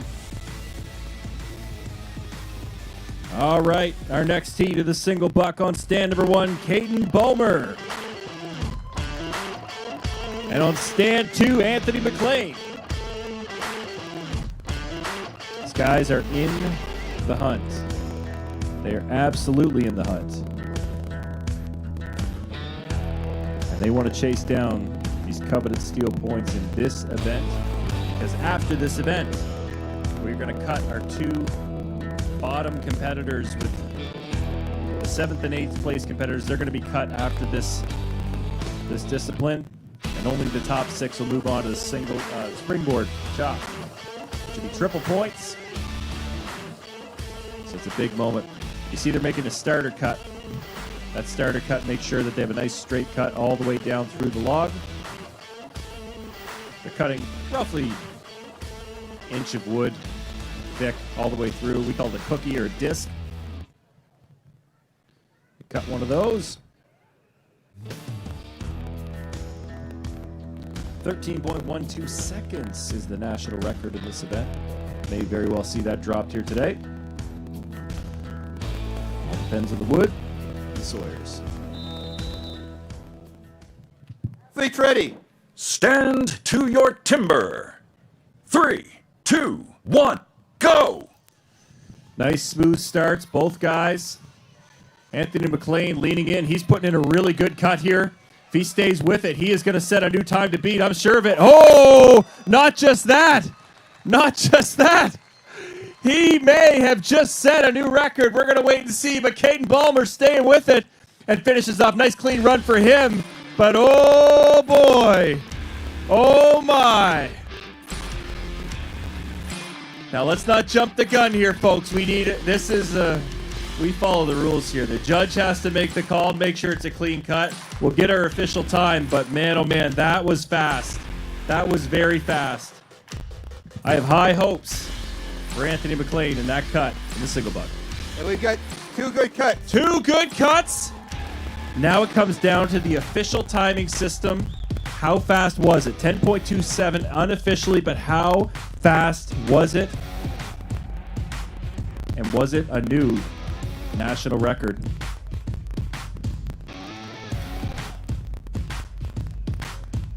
Ooh, the drama. The drama. He waits to see. We're going to throw it over to Rod for a quick interview with Anthony. Okay, Anthony, I know you love the single buck. And tell us about that kind of, number one, where'd that saw come from? You know, Rod, I have to give a huge thanks to Donald Lambert. I got in touch with him there. I needed a single buck saw, and he made me a saw, and he was quick with it, and he treated me really fairly. So, yeah, huge thanks to Donald.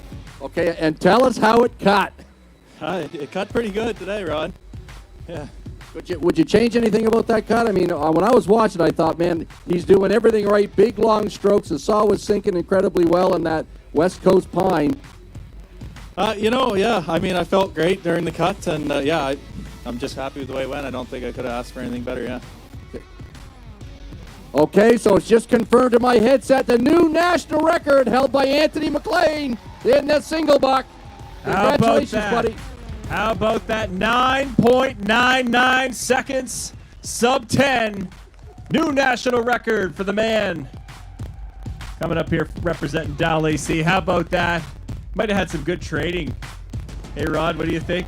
Some of the folks back at Dow, Scotty Reed, Jeff Larkin. How about that? Anthony McLean, new national record, sub 10 seconds. Incredible stuff. All right, we're ready for heat number 3 of the single buck. Please welcome on stand number 1, Jake Hewitt.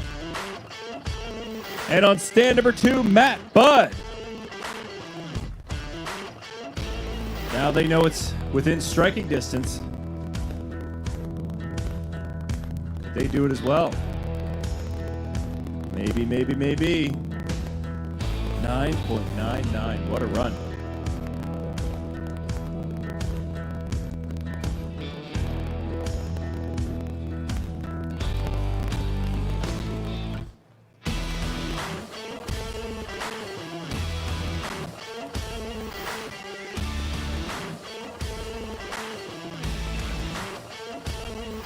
Both these guys know how to pull a saw.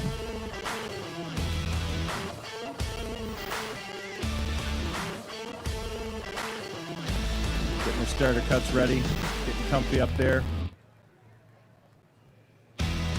Both former Canadian rookie champions. Jake won it last year, Matt the year before that. Both would love to stand on top of that podium again and represent Canada at the World Championships next year, 2026 in the spring. But you can't look past one discipline, and it right now is the single buck. Athletes ready. Stand to your timber. 3, 2, 1, go! Nice big opening pulls. Matt Budd leaning into it, good pace, and his saw is dropping. Jake's right with him, but Matt is putting up a time. Oh, a little hang there at the bottom. Oh, he was in it. He had the pace, he had the wood, he had the pull, but the hang got him. No record for him, but it was still a heck of a cut, 11.17. Had he gone in the previous heat, that would have been a national record, just so we can put that to rest. That's how fast that cut was, so let's not take anything away from him. Heck of a cut, Matt Budd, Jake Hewitt, not to be outdone right there, 15.75. Great cuts by both of these guys.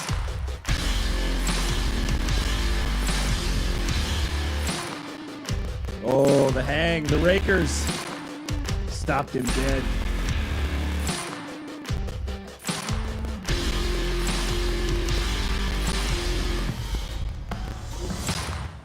We have 2 good cuts. All right. So we're going to have a word with Matt Budd and Rod.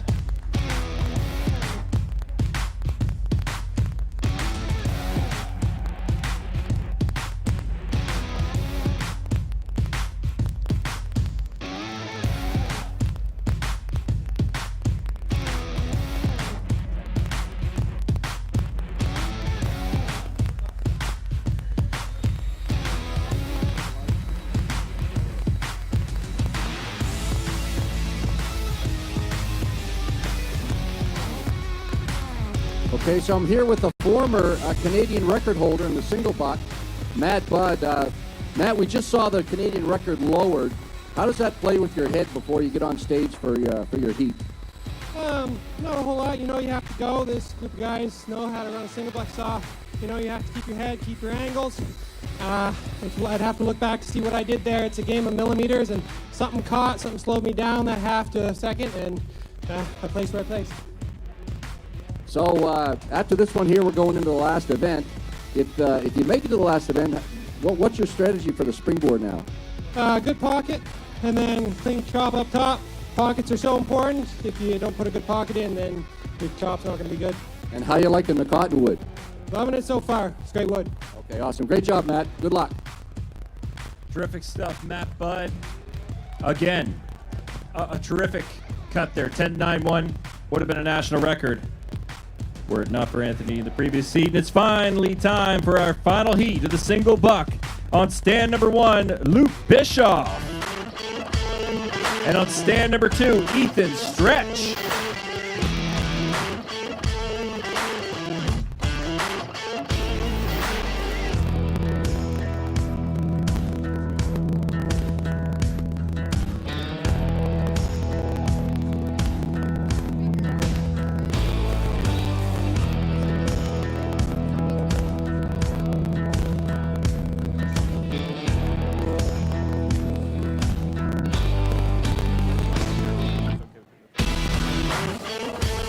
All right, ready to go. Our final heat of the single buck. Ethan Stretch, Luke Bischoff.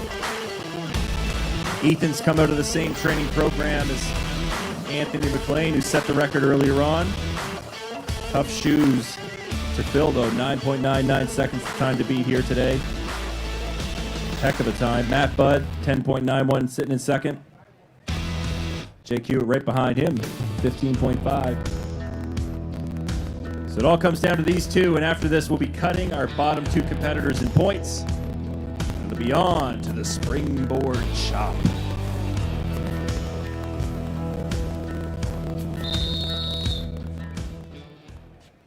Athletes ready. Stand to your timber. 3, 2, 1, go! Nice, big, smooth opening poles. Both of these guys are smooth into the wood. Lucas taking a more steep Aussie style.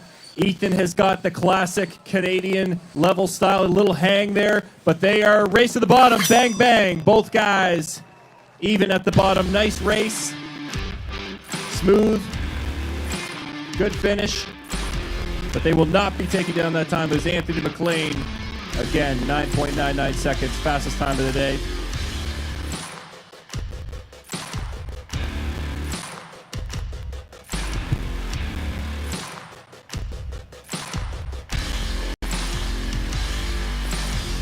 Yeah, we're going to hear from Ethan Stretch here in a minute with Rod, but get a final call from John Russell.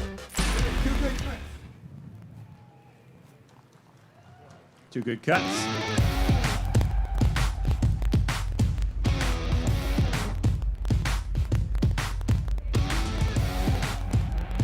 Nice job, both those competitors. Ethan Stretch, going to hear from him, one of our points leaders.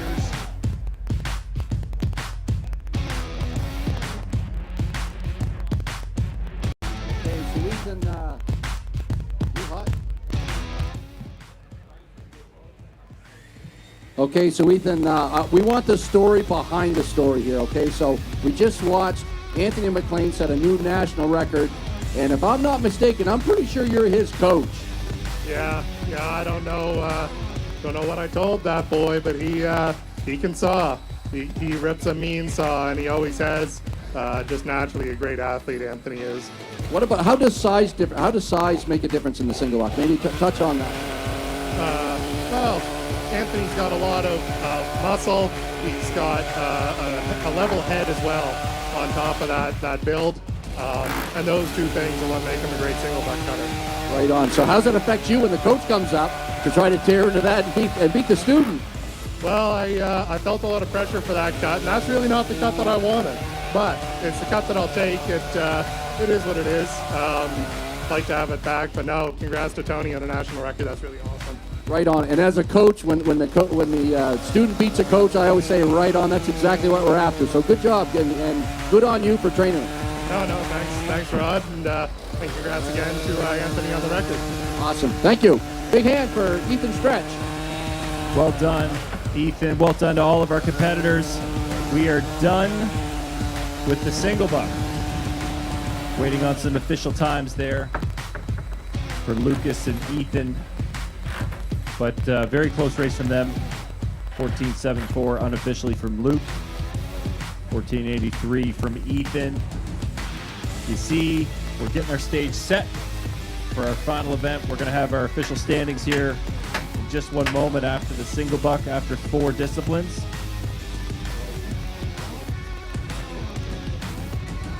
Incredible event so far. And it is, in fact, at the end of the single buck, Caden Balmer taking the 8th spot in that event with 20.8 seconds. Logan Kennedy in the 7th spot. Disappointing run for him, I'm sure. He'd like to have that one back. 17.95 seconds we saw in the first heat. Sayer Hart, 17.93, 6 points for him. Jake Hewitt took the 5th spot, 8 points for him, 15.5 seconds. Lucas Bischoff, waiting on the official there, but unofficially 14.74. Ethan Stretch, 14.59 after that run, 3rd. That was good enough for 3rd. Should be happy with that. Some good points there, 12 points for him. Matt Budd, 2nd place in the single buck, 10.91 seconds, 14 points for him. And Anthony, don't call me Tony McLean, 9.99 seconds, 16 points for him. That is crucial. That is absolutely crucial. Oh, and Lucas, the official time, he actually bumps Ethan down a spot, 14.44. Look at that. Great job by him. That was a close race in the end. Our official standings after 4 events. It is Matt Budd leading the way with 47 overall steel points. Anthony McLean with that beautiful run in the single buck. He's sitting in 2nd with 41 steel points.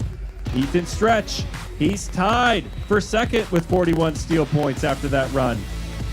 Jake Hewitt, our reigning champ, just behind him with 38 points. Luke Bischoff also at 38 points. How about that, sitting in tied for 4th, Jake and Luke. Logan Kennedy, he's just made the cut. Good for him, 31 points.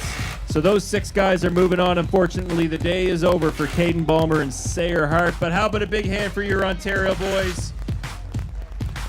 They worked hard up here. This is no easy feat competing on the steel stage, especially the first time. The jitters are there, the nerves, the crowd. They want to do well, and they did do well. And they showed up and put in some good cuts, but not enough to move on to round 3 here today. Only the top 6 are moving on to the springboard chop.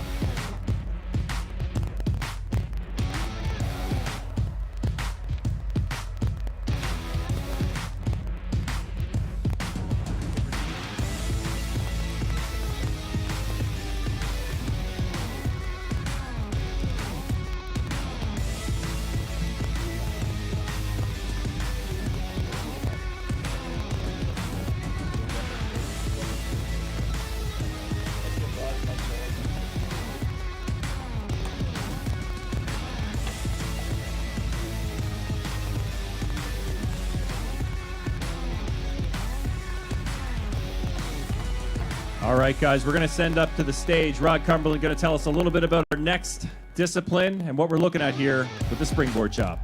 Okay, Ryan, well, this is the springboard chop, and this is the upright.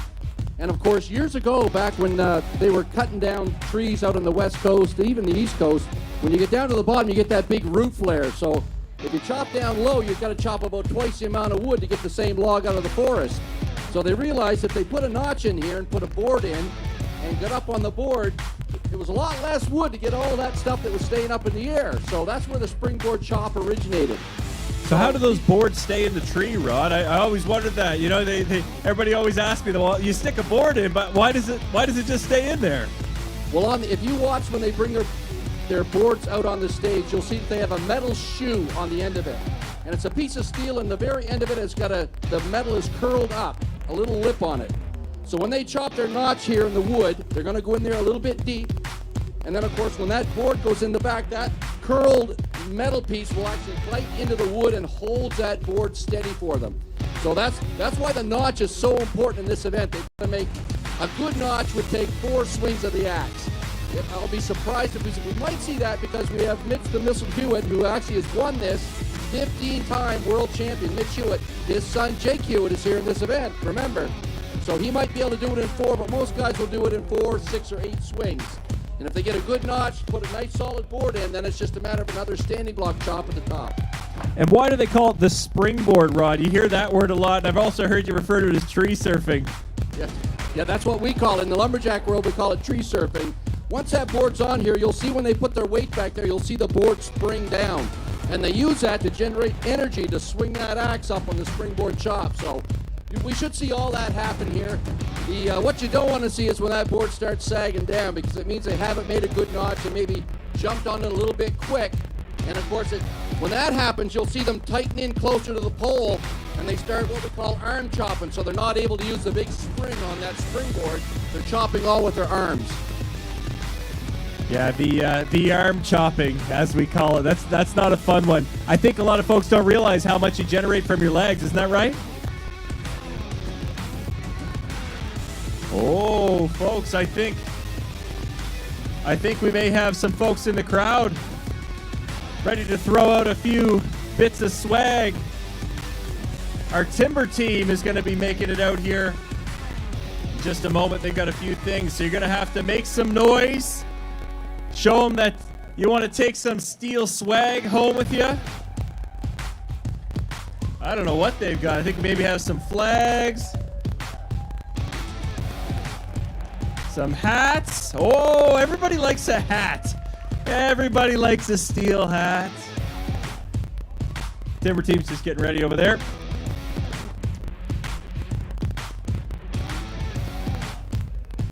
Oh, I've just been informed these are official Chesley badge hats. They have the Chesley name right on them with the STIHL Timbersports. These are very special.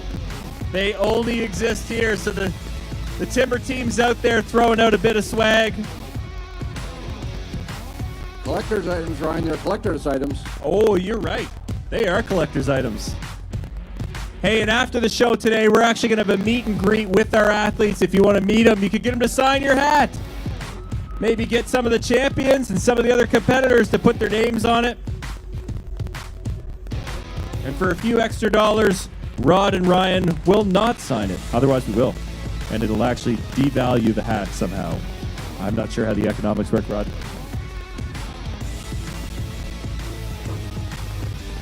Make some noise, folks. You want those hats.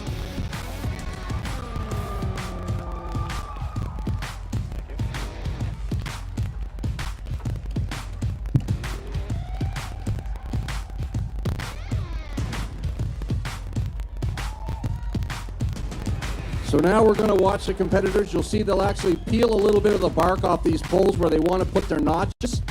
The whole reason they do that is sometimes when the logs are coming out of the woods, of course, they're drug across the ground, and they might get a little bit of grit or sand and dirt in the bark. So the whole idea is, again, that you heard the competitors say their axes cost them right around $800. So they don't want to put that in a bark that's a little bit dirty. So they're going to peel that off so they're nice, clean wood, and then they can get a good solid notch in which they can put their springboard. I find this event, I always found, like, there's so much setup to it. There's a lot of thinking that has to go into, okay, where do I want to start? Where do I want to hit the log? Well, I've got to line that up with my bottom foot to come down. And so they're constantly thinking about that. And like, there's even little things. I know there's things you've taught me over the years, too, about looking for kind of that oval part of the tree where it's a little more, because these trees aren't perfectly circle, of course. You're right on the money, Ryan. And there's a couple things. Number one, if you got a little bit of a bulge, that's easier to put a notch into. Sometimes if you have a knot, the wood's a lot tougher around that knot. So if you slip in underneath it or above it, you definitely don't want to go through it, of course. So they're going to check these poles out. But the poles look pretty nice, in all honesty. They look really nice, yeah. Looks like really nice Ontario poplars. So they should have their pick of the crop here as far as where they want to put their notches. Yeah, we were talking about that earlier. We wouldn't mind cutting into those ones, eh, Ron? I'd take an axe into those. Yeah. So I see, Logan's up there. He's clearing off this piece of wood, and he's marking out a section of wood to put his notch into. That axe that he's using, is that going to be the same axe that he'll be using in the chop? Oh, that's a great point, Ryan. So a lot of guys have what we call a rigger axe.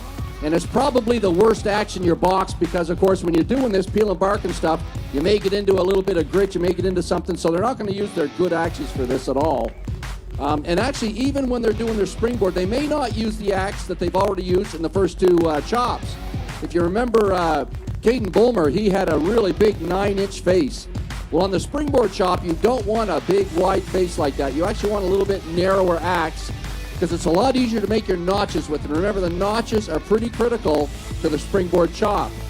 So they'll likely use one of their lighter axes because this is also going to be the longest chop we see today.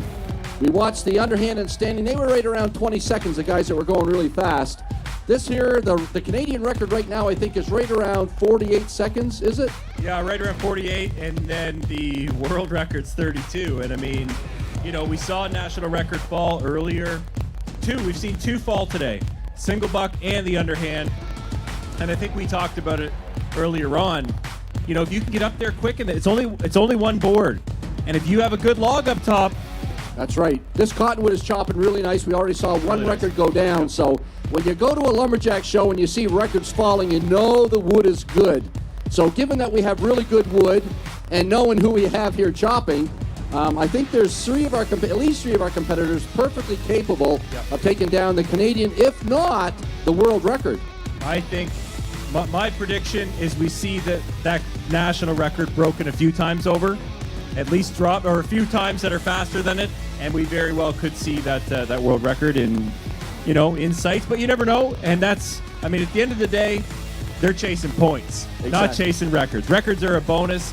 No guy goes to a competition say, I'm going to break a record. They go there wanting to win, and that's what they're here today, is to win a national title, represent Canada at the World Championships next year. That's what they're after. But what we're after, we like the records. The crowd likes the records. That's what we want to Chesley, would you like to see a Canadian record broken? Ooh. Who would like to see the world record broken here in Chelsea, Canada? Chelsea, Ontario. Oh boy, I'll tell ya.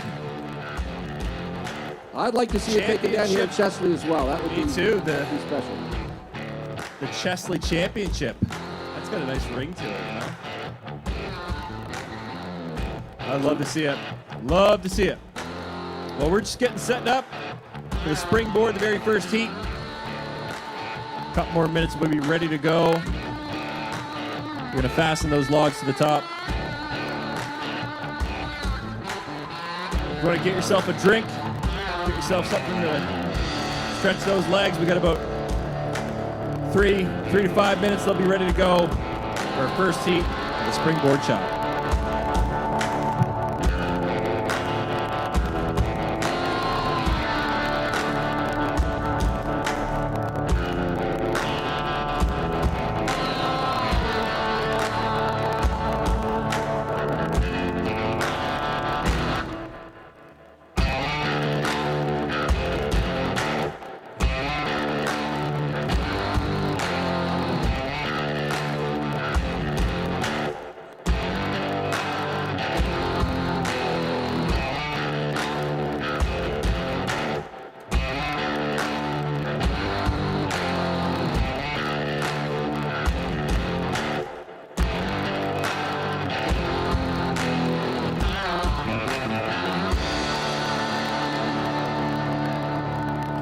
So I'll clarify a little bit for you.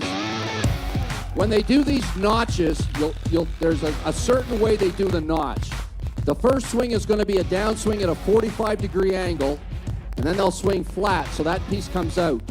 Then they're going to bring their axe down a little bit and come in at 30 degrees and do another flat one. That's the perfect notch.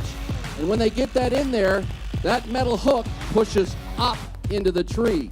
And of course, there's all kinds of wood there to hold the board nice. If they don't get in there that far and the board sits out a little bit, they don't come to a nice V, then the board starts pulling out, and we've actually had springboards split the side of the log. You go right up the side of the tree and the board comes out. So that's why they've got it drawn here. You'll see the little half moon here on this side of the tree. That's basically what he wants to do. He wants that to come to a nice point so that when the springboard shoe goes in there, it stays nice and tight. So we're fastening. It's a little bit larger than 10 inches around of cottonwood to the top of the springboard poles. And they're going to line those up. They've also drawn lines you can see at the top of this. Now you'll watch when they chop the top of this springboard. So far we've seen them chop halfway through one side of a chop and then turn and chop halfway through the other. On the springboard, they've got to swing. Well, that board's not going to move, so they can't run around the tree because the board's sitting there in the tree. It's not moving. So they're going to chop on their strong side 3/4 or almost, 6/8 of the way through the tree, and then they have to switch hit. So you'll see them switch their axe from their strong side to their weak side, and then some guys slice down to try to get it off. Some guys are so good they can actually swing both ways. So they'll chop 3/4 of the way through one side, and then they'll just turn their feet and chop the other way. So you'll see both these techniques are quite different to get the log off the top, but they're going to go most of the way through on their front side, their strong side, before they swing to the second side. So some key things in this, number one, they want their board to stick. Number two, they can't chop the whole way through the front side, or that's a DQ. Number three, they've got to start with an upswing in the back side, so they've got to actually swing both ways. Actually, I don't think they do. I don't think that's I think they can slice it off as well. So, yeah, okay. And John Russell's giving me the nod. Yes, they can. So they don't need to swing up on the back side. They can actually just drive it off.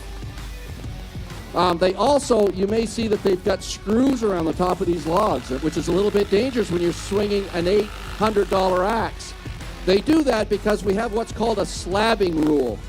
And you guys couldn't see the chops when they started in the underhand chop, but I watched a few of the guys, and when they put their first two swings in the log, a big chip come off of it, a big slab of wood comes off. And when the competitors see that, their heart beats a lot faster because they know this is a pumpkin log. It's going to chop really good. So because of that, if that big slab comes off, that they have to swing a lot less on the top because that piece of wood's all gone off. So it's kind of an unfair advantage. So we have something called a slabbing rule, and what they do is they have to put those screws in on their front side where they can hit, and that piece may come off. Those screws will hold the piece on there, so it's fair for everyone. If it still slabs with the screws in it, you can't get disqualified. But if you forget to put your screws in and that slab comes off, it's a DQ. So the guys will make sure they've actually got, you see them putting the screws in here now. Logan is on his top of his log. That's what those are there for. They're called slabbing nails or slabbing screws.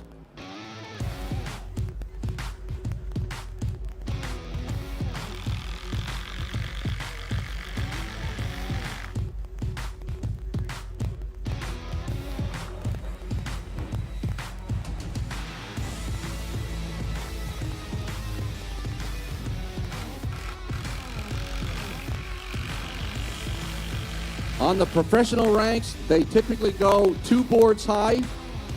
Here in the rookie division, we go 1 board high. It's a good introduction to this event. So they just put the 1 board in. Typically, though, if you watch this on TSN or go to a professional show, you'll see them put 1 notch in, put their axe up, jump up on the board, and then put another notch and jump up on the second board. So they're actually 9 feet in the air when they start their chop on the springboard chop. And then, of course, Jake Hewitt's dad, who's the world champion, 15-time world champion, they go 3 boards high down at the Sydney Royal in Australia. So that's really something to see. But this is where they cut their teeth.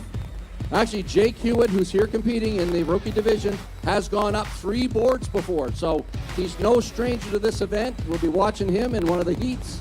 So he'll be exciting. If anybody can take down the records, you want to get behind Jake Hewitt and cheer him on because he's one of our competitors that has all the capability of doing that.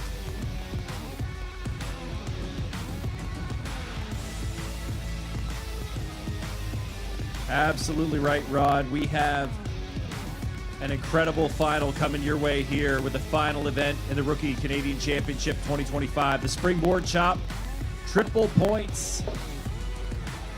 Competitors climbing up 1 board high to slice through that log that's fixed to the top. I saw just earlier this week on his Instagram, Luke Bischoff was up 4 boards high, felling a tree. That counts as practice as well, you know. But we've certainly got some top tier competitors here today, and our top 6 going into the final event: Logan Kennedy, 31 points, Lucas Bischoff at 38, Jake Hewitt at 38, Ethan Stretch with 41, Anthony McLean with 41, and Matt Budd leading the way with 47 points going into the final event. That means he'll be in our final heat. But in our first, it'll be Logan and Luke. And here it is. Let's take a look at the springboard chop. Springboard simulates the traditional way of felling trees by climbing up over thick branches. First, a notch, known as a pocket, is chopped into the log. The springboard is then anchored into this pocket. Now the athlete will climb up onto the springboard to chop a 27-centimeter wooden block from both sides at the top of the log.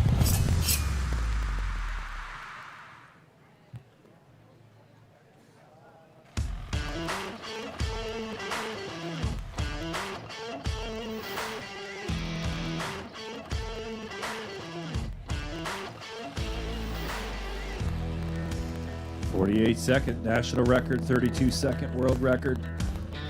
We've got some great competitors here today. Once again, shout out to our title sponsor, Boston Pizza and Toyo Tires. And we're ready to go with our final discipline and our first heat. Please welcome to the stage Logan Kennedy on pole 1 and Lucas Bischoff on pole 2. These guys have battled it out so far in 4 disciplines and earned their way to round number 3. They are in striking distance. Everyone here is a contender. Who's going to take it? I don't know, but this is going to be one heck of a race, and I'm excited to have it in Chesley, Ontario for the 2025 Steel Timber Sports Canadian Rookie Championships. No better place to be than right here in Chesley.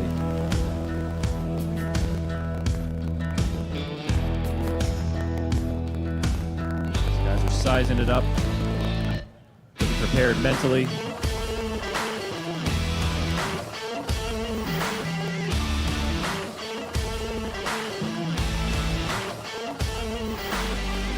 Buckle up for the C1 heck of a race.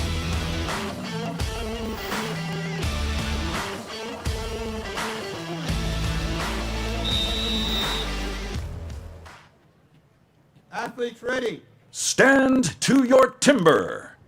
3, 2, 1, go! Nice opening blows, both guys. A re-hit there from Lucas. He likes his good-looking pocket. He set his board. He's set, and he's up on top. Logan's right behind him. And into the wood in under 20 seconds.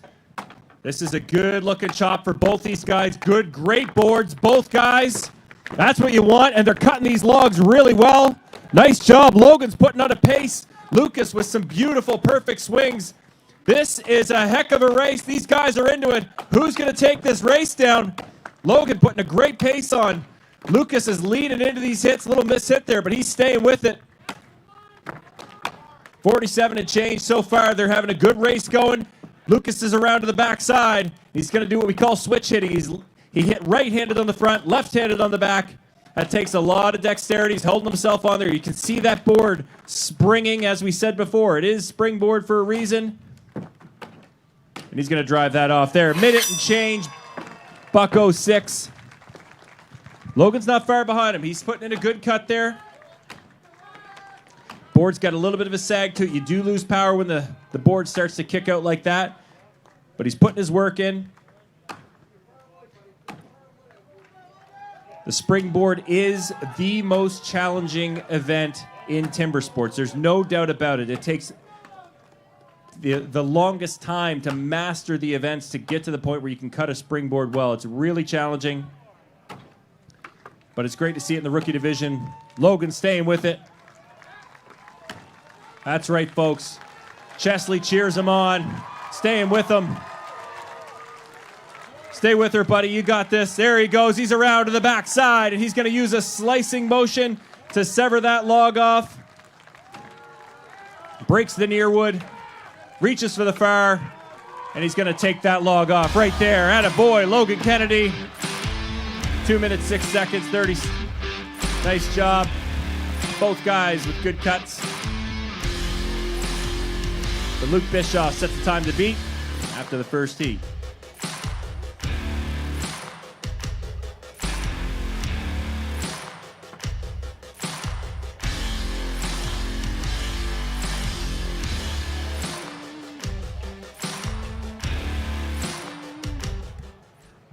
We have 2 good cuts. All right, 2 good cuts. We're going to hear from Luke Bischoff. He's done for the day and put in a heck of a run here today. His first ever Canadian Championship, first time on the steel stage. Let's have a word from Rod.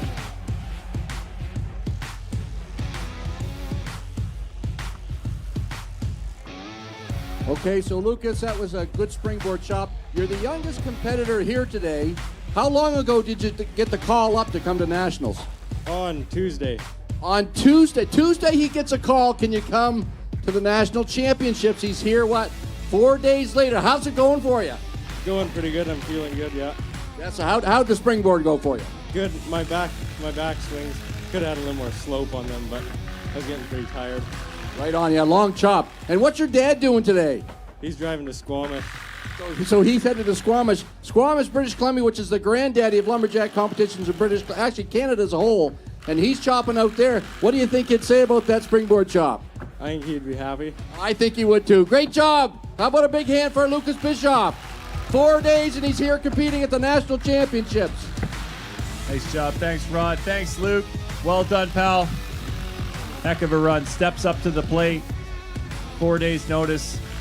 And we should say too, competitor Eric Nelson, he was supposed to be here. He injured his hand. He wasn't able to make it. So Lucas filled in for him. But we're wishing Eric a speedy recovery. Hope to see him back in the series down the road. But man, that's a good first heat. 2 more to go, and then we crown a national champion. So what do you think the odds are on the record, Ryan? 105 for him. I think the wood's there for the national record. I still do. I'm still going to stand by that. World will be tough. Well, I'll you never tell know. you, I think there's going to be a guy come out here in one of the next heats that's going to be pretty on fire. Yeah, I think there might be 2 or 3 or 4. I think they're all fired up, Rod. And no surprise, we're here. It is the Steel Timber Sports Canadian Championships. This is the big deal, the show, the major leagues when it comes to wood chopping.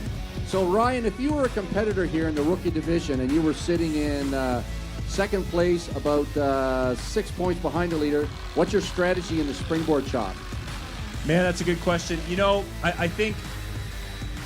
I think where it's such a technical event, your strategy is always cut a great pocket, make sure I have a good base to chop up, and then once you're up there, a couple of swings in, then you get a feel for the log, and then you can go.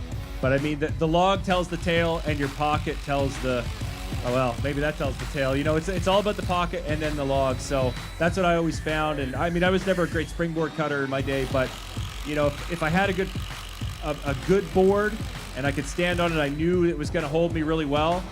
Mostly it was just, okay, I'm going to get to the back of that board and lean into it with everything I got and hopefully not slap out of the tree, which has happened a few times too. I don't know. That ever happened to you? Well, if I was in second place, 6 points back, I'd be shooting for the moon. I'd be swinging for the bleachers because I know I need these triple points, right? Yeah, triple points. So this is triple points, so 18 points to the winner. Yep. You need to finish first, and then the person that you're trying to get ahead of, you need to be you gotta beat 2 them. places ahead of them to gain those 6 points and tie them.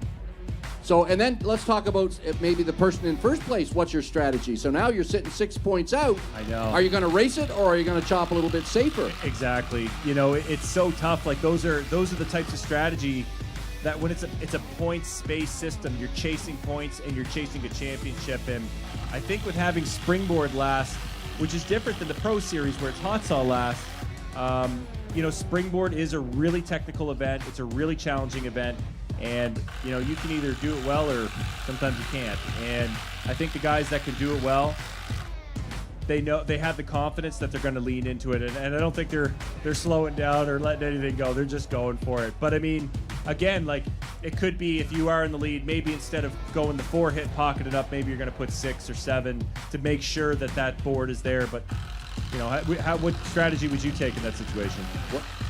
Probably that. I'd probably do a safer notch, so I know I've got a good platform, and then give it when I get up, like you said. But you've got a little bit of breathing room. So we have 4 competitors in the hunt. 4 left, right? So 4 competitors in the hunt for the overall as well. They're all at striking distance. Technically, Luke Bischoff is now in first place. If his time were to stay, and everyone else DQ'd or got below, 9 points. But we'll see. Anyway, we've got a great race. We got 2 more to go. And it is heat number 2 of the springboard chop. Please welcome pole number 1, Jake Hewitt, and pole number 2, Ethan Stretch. Both guys capable of putting in good springboard chops. Ethan has been at it as long as Jake As Rod said before, Jake does have an advantage. He's been cutting springboard since he was probably 5 years old. His dad is 5-time Steel Timber Sports Canadian champion Mitch Hewitt, 15-time world champion in the tree. And Jake is a good axeman himself. Definitely making a name for himself, and he's done a lot of cutting. So this is definitely the event he's been waiting for all day. And we certainly have too.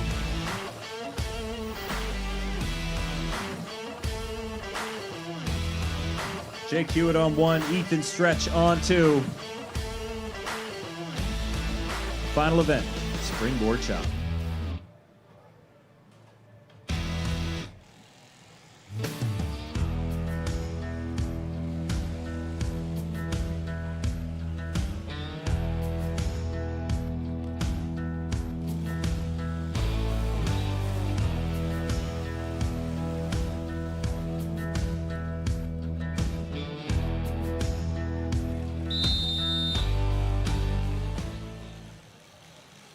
Athletes ready. Stand to your timber. 3, 2, 1, go! Both on go. That's what you want. 4-hit pocket for Jake. He's up and into the wood in 9 seconds. Ethan Stretch not far behind him. Jake knows that the wood is there. He knows the cottonwood. He's cut it many times before. It's from his region of the world. He knows how to do it. It's 22 seconds, and he is well into this log. Folks, cheer him on. He is setting his drivers and getting around to the back of that log. The national record is in striking distance. 37, 39. He's got 8 seconds to do it. Can he take it down, folks? Oh, yeah. You bet. Jake Hewitt lowers his previous national record set last year unofficially by about 4 seconds. That may drop again. Nice job. Ethan staying with it. He's got a great board, a beautiful looking board. It's holding him well. He's a big guy. He's cut a great pocket there. He's done everything right. And he's into this log. He's got to stay with it and lean into that. Use those legs. Drive the axe from the back of his legs. That's what he's got to do. He is showing us all the work he's been putting into this event. It is not a comfortable feeling standing up on those boards, but he's done his work in the front, and he's doing his work in the back. Ethan Stretch, he's going to blow this log off. Great job, Ethan Stretch, finishing off his day here in Chesley, Ontario in the springboard chop. And he's going to take one more swing and knock that thing off there. Let's go, Ethan. There we go. Attaboy. Minute 48. Great job by Ethan Stretch all day long. He's got to be proud of this day. But Jake Hewitt showing us what we expected all along. Unofficially, a new national record. We'll wait for the official word on that one, but I think are pretty safe to call that.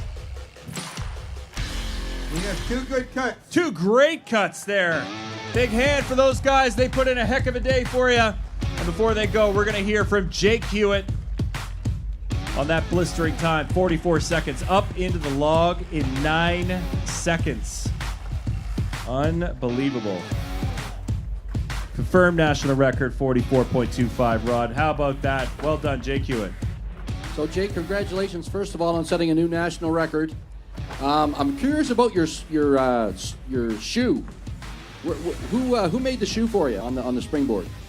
I think it's Scotty Reed's shoe, but my dad did it up. Yeah, ground it and made sure the clip was all good. Right on. So it was really awesome. 4-hit for your pocket. Pretty happy with that, I'm sure. What was the story with the cottonwood on top? It was okay. It wasn't as good as I hoped, and I didn't really cut great on top. Not enough slope up, not enough flat, but yeah, you get that sometimes, and I really can't complain. It was a decent cut, so. I think so too. Very good job. How about that new Canadian record here, Jake Hewitt from British Columbia. Great job, Jake. Well done, Jake Hewitt, showing us how it's done. No surprises there, Rod. 44.25 seconds, a new national record. Another one set in Chesley. Holy cow. What is in the water? Hey, records all day. Springboard, single buck, underhand. Three national rookie records in one day.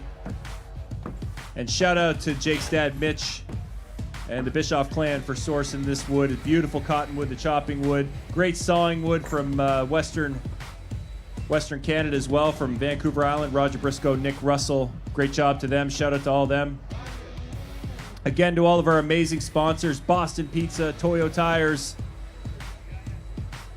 Bruce Service, Sales and Rentals, Community of Chesley. Man, what a day we've had here. And it all comes down to the final heat. One left to go. Matt Budd and Anthony McLean. And they've had a day. They have had a day, Rod. I'll tell you. Unreal, really. I know Matthew, and actually I said at the start of this that this was the redemption competition because Matt Budd was the national champion, lost it last year to Mitch Hewitt, so you know he's looking for redemption.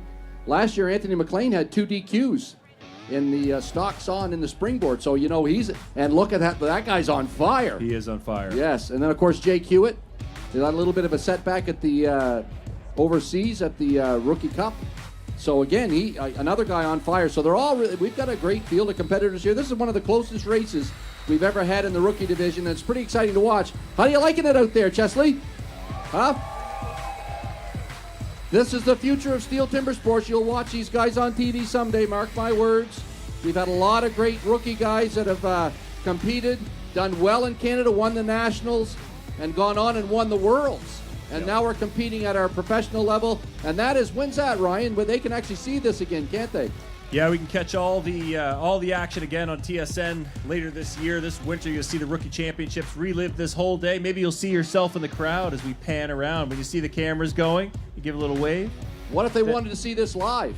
Oh, you can watch everything live on YouTube. We always show our events live on YouTube.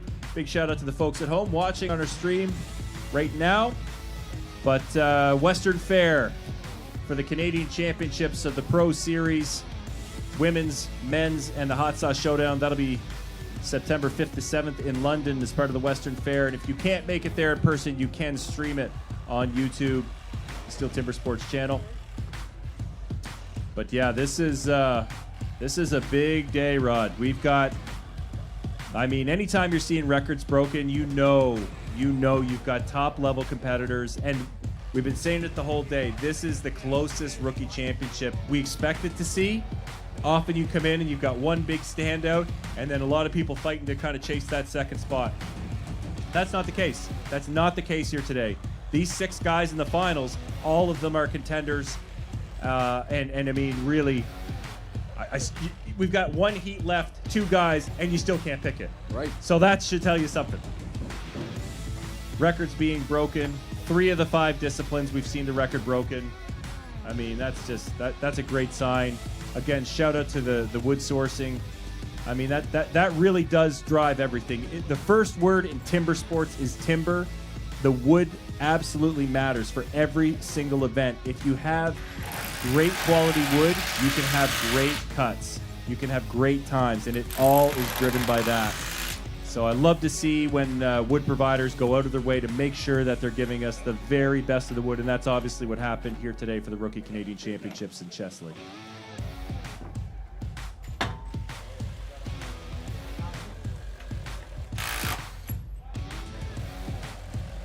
Finishing touches. Wood crew. Big shout out to our wood crew. How about a big hand for these guys? They've been working hard in the sun all day, making sure that everything's ready. I see Jason McNichol. He just appeared as I started to praise the wood crew. That was very strategic. No, big shout out to all those guys. They're helping out. They're doing a great job here today. It takes a village to run these events. It takes a small army to make sure that runs. There's probably 40 people here floating around involved in the production of this event here today, and big thanks to all of them. Everybody from Lab and Lucky Bay, all of our folks here locally that pitched in, all the folks that came down from Steel headquarters in London. Great to have everybody here. Again, big thanks to Boston Pizza, Toyo Tires, Bruce Service Sales and Rentals, APC. Big shout out to them. We wouldn't be here without them. And we're very thankful for the welcoming from the community of Chesley, all the businesses here.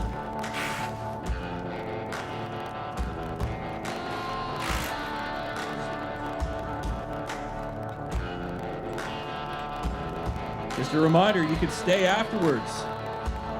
Meet all the athletes in our VIP area. They'll sign your cookies, shirts, hats, socks, whatever. They'll, whatever you're really looking for, they're all for hire. So we have the award ceremonies right after the event here, correct, Ryan? Yeah, exactly. Our official results will be tabulated pretty quickly after the springboard. A couple of minutes to set our podium up, and then we'll have our award ceremony immediately following our final event here, the springboard chop. Also point out this is an all New Brunswick final heat. Oh, there you go. Two lads that compete at the Maritime Lumberjack Association all summer long. Nice.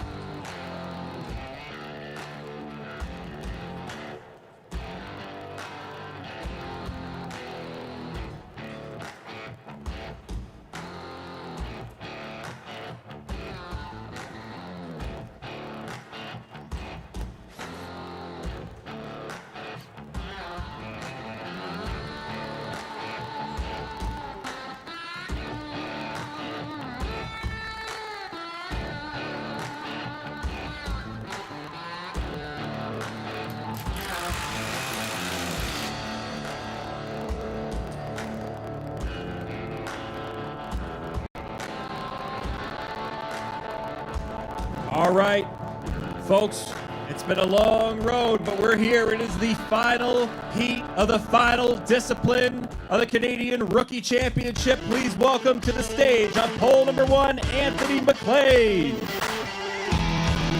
And on stand 2, Matthew Budd. They've been battling all day. And it all comes down to this. Triple points, springboard chop, a race to the top.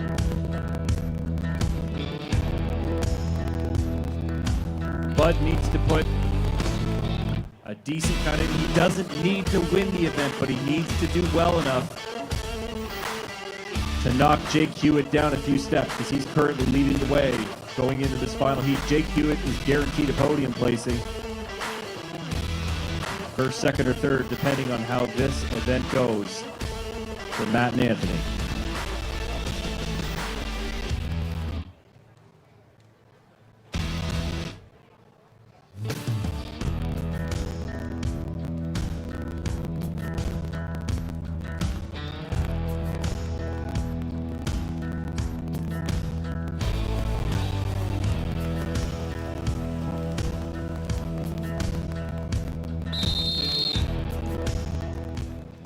Athletes ready. Stand to your timber. 3, 2, 1, go! Both hitting the log on go. They're into it. Anthony putting a good pace on there. Matt has set his first board, and Anthony's right there with him. Good looking board, a bit of a sag. Matt's board is sagging. Both these guys have a sagging board. They lose a lot of power when that board is low like that. It makes it very difficult, but Matt has a ton of upper body strength. He's squeaking in closer to the pole. Are those boards going to hold? Now's the question. It makes it awfully challenging. Anthony's has slabbed out. It's slabbed the tree, which makes it very difficult if he can continue to cut in or not. When you slab that piece of the tree out, he's having a discussion with the judge live in real time there, and he's saying, yeah, you can keep going, but you're going to have to go in awfully deep to set that. But he has slabbed the side of that tree. Matt Matt Budd, he's staying with it somehow. Somehow that thing is holding. I don't know how, and he's on the back of the tree. I can't imagine it, and he does it with about a 45-degree down angle on that. And I'll tell you, that may have been enough. It might not have been pretty, but it was pretty good, and it might have been good enough to take home a second national title. We'll figure it out in a minute, but look at Anthony McLean. Slabbed that tree out all the way up, and he's staying with it. He's cut a new pocket, and he's putting his work in the front. You have to cut about 90%, 80-90% through on the front side in the springboard. It's a bit different than the standing block, and he's around to the backside, and he's putting those finishing blows on the back of that tree. Boy, he's hammering that. He's a strong lad, and he's broke the front, broke the near. Leaning into her, he's got to put the angle on it. You can't come in flat. Putting that baseball swing, but you need to slice those fibers. You can't punch them. Fibers of that tree go straight up and down, and they are strongest if you hit them perpendicular. You want to go near parallel, 70, 80 degrees on the down slope, and there you go. He got it. 2 minutes, 13 seconds. Anthony McLean wraps up the springboard, but it is looking like we may very well have a two-time national champion in Matt Budd. We'll have to wait for the official results, though. Way to stay with it. I have no idea how that board held. That thing was absolutely right down near to the ground, and somehow he stayed on it. He choked up close to the pole and got the job done. Not for the faint of heart, the springboard chop. We have two good cuts. Terrific cuts there. Well done. Matt knows he may have done enough to do it. We're going to get a word from Matt Budd. We'll get our official results here soon, but in the meantime, great job, Matt Budd, finishing off the springboard.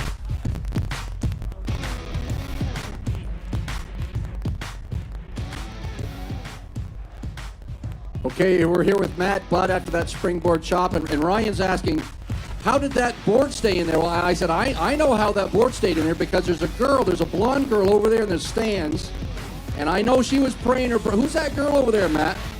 Beautiful girl named Caitlin Cumberland. And she was praying her brains out, Ryan. That's how that board stayed there. Matt, if you could have anything back in that chop, what would it be?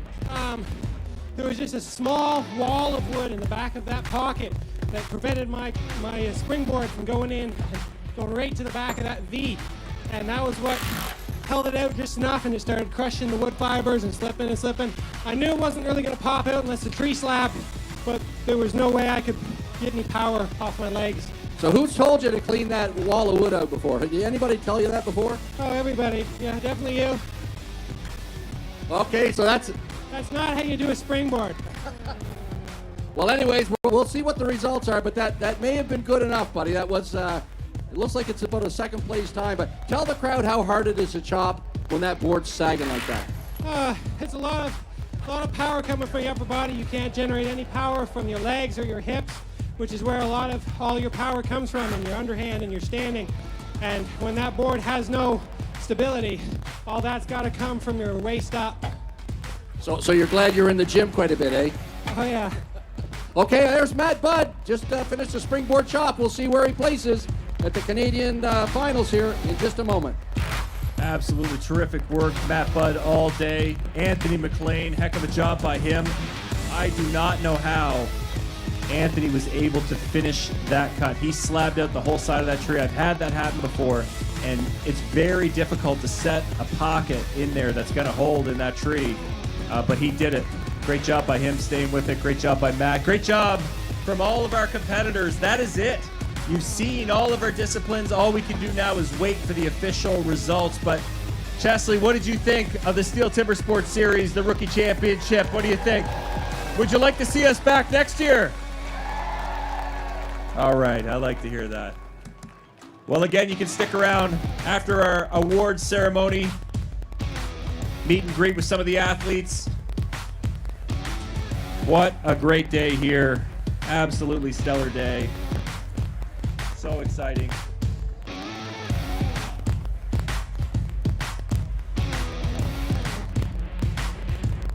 A very close race, top to bottom, all day long.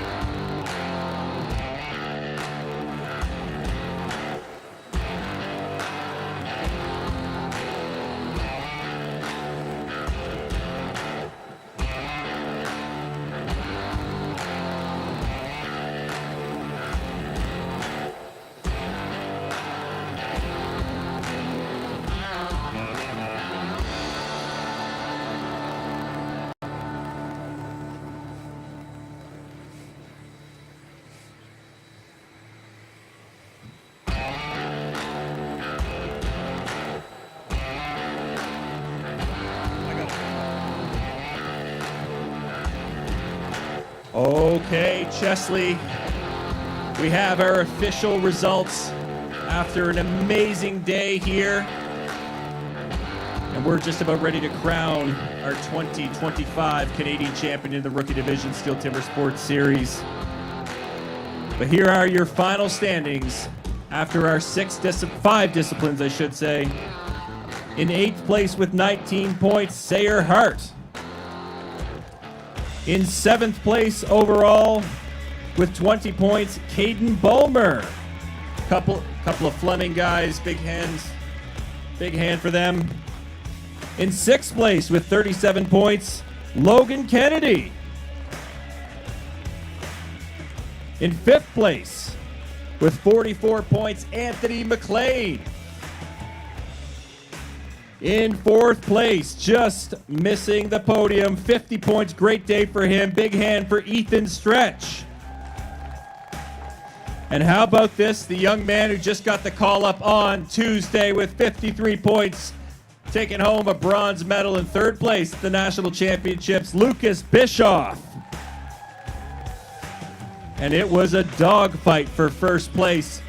But with 56 points, it's Jake Hewitt in 2nd, and Matthew Budd takes home his 2nd national title with 59 points. What an incredible national championship here in Chesley. Big thanks to you for watching. Incredible day and a remarkable competition. Congratulations, Matthew Budd, on another national title.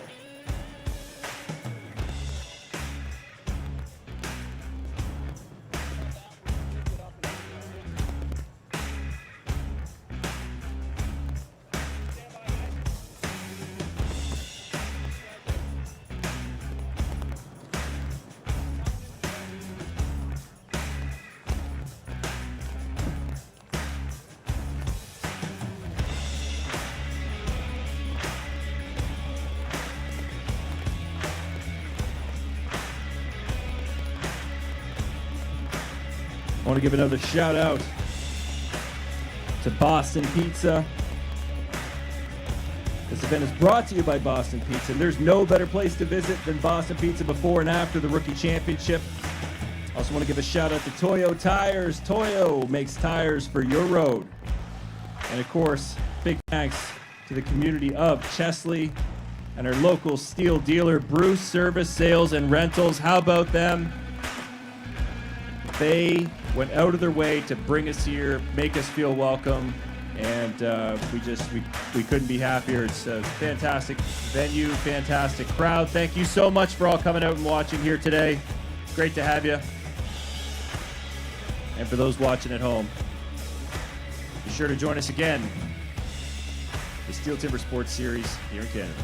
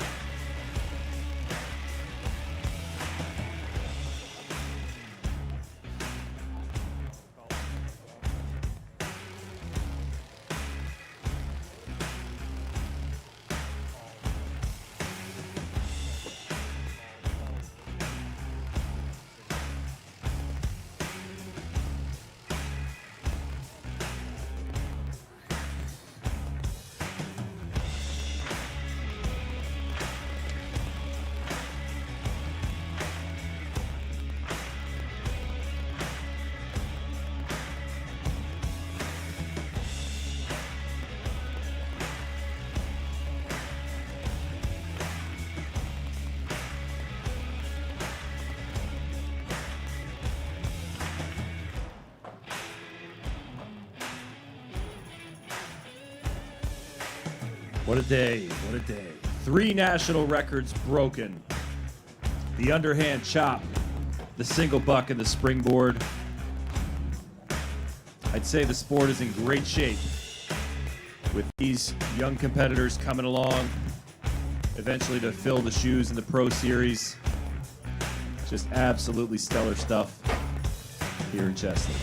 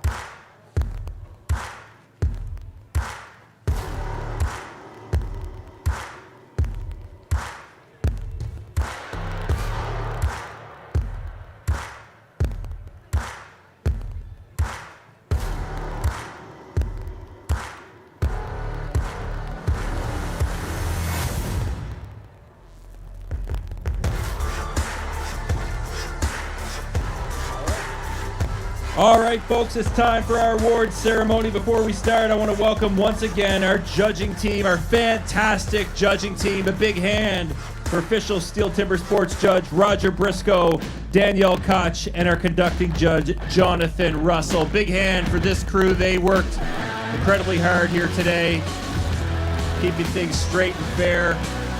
We truly do have a fantastic judging team. Danielle Koch did a great job in her rookie debut at the Rookie Championship. Nice job by all those. All right. Now I want to welcome up our athletes. Again, in 8th place, please welcome back Sayer Hart. In 7th, Caden Balmer. In 6th, Logan Kennedy. In 5th, Anthony McLean. In 4th, Ethan Stretch. Big hand for all these guys. You know, while you may not get the spot on the podium, just making it to the Steel Timber Sports Series is a huge milestone. Big hand for all these guys. They worked awfully hard. And they will be celebrating tonight in Chesley. All right. Our third place award presented by Jordan McDonald from the town of Chesley, Luke Bischoff. Lucas, I mean, what can we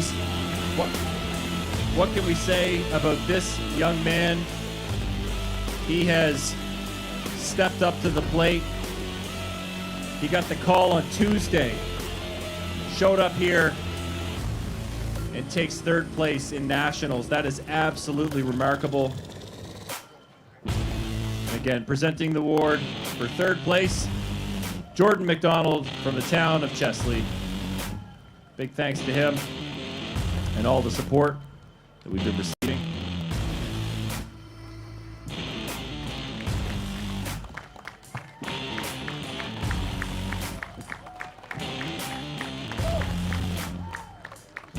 Another big hand for Luke Bischoff, taking home third place, the Rookie Canadian Championship.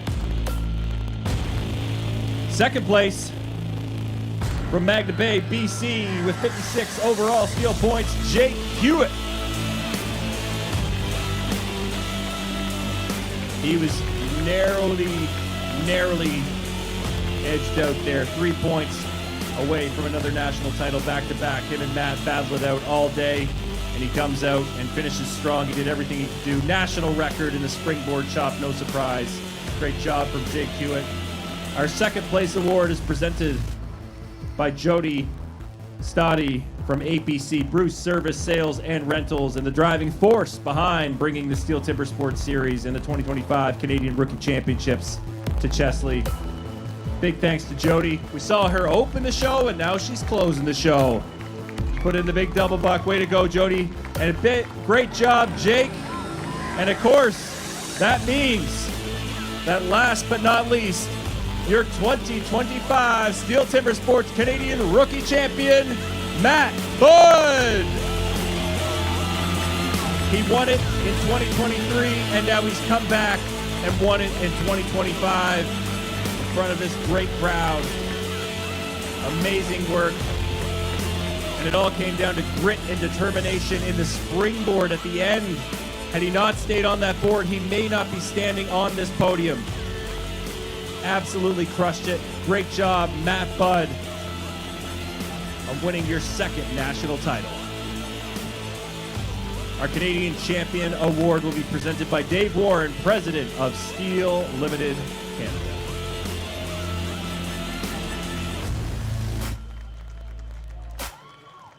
Incredible run. All three of these guys, the future of the sport is looking very bright.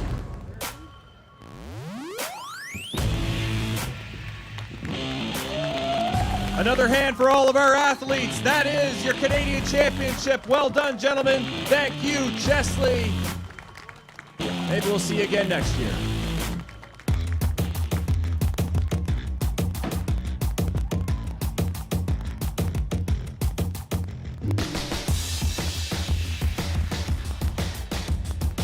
And we're going to get a quick word with Matt Budd, our new Canadian champion. Send him down with Rod. Well done, all of our athletes. Thank you so much, Chesley. Thank you so much to all of our sponsors. It's been a great day here. We couldn't be happier. I hope you enjoyed the event. Be sure to watch us on TSN this fall. Relive all the action. Thanks so much. Okay, here with Matt Budd, the 2025 Canadian Rookie Champion. It's been a while. It was 2 years ago. So, what have you done in the years ensuing to get here again? A lot of hard work to get here. I want to say thank you to all my family and friends, all the people who made it possible for me to be here, helped train me. I want to say thank you to my sponsor, Richard Reed, and greatest of all, I just want to say all the glory to God. You know, I wouldn't be here without him. Awesome. So, what's it take to? People think, you know, you got to win everything to be a champion. Explain that. Explain in timber sports. What do you need in order to win a championship? Consistency and you know, you don't always need to come first, but you need to be consistent. I was a little worried there with the stock saw, but, you know, I was able to get a second cookie in there somewhere, and here I am. Well, great job. How about that, gang? Your 2025 Canadian Rookie Champion. Thank you, Chesley! Awesome. Thanks a lot, Matt. Congratulations. Hey, thanks so much to Rod Cumberland. Been on the mic all day today. Great job by him. Thanks so much to all the athletes, judges, wood crew, all of our film crew, our streaming, everybody here today. Thank you so much for being here and watching. I'm Ryan McIntyre signing off. Thank you, Chesley.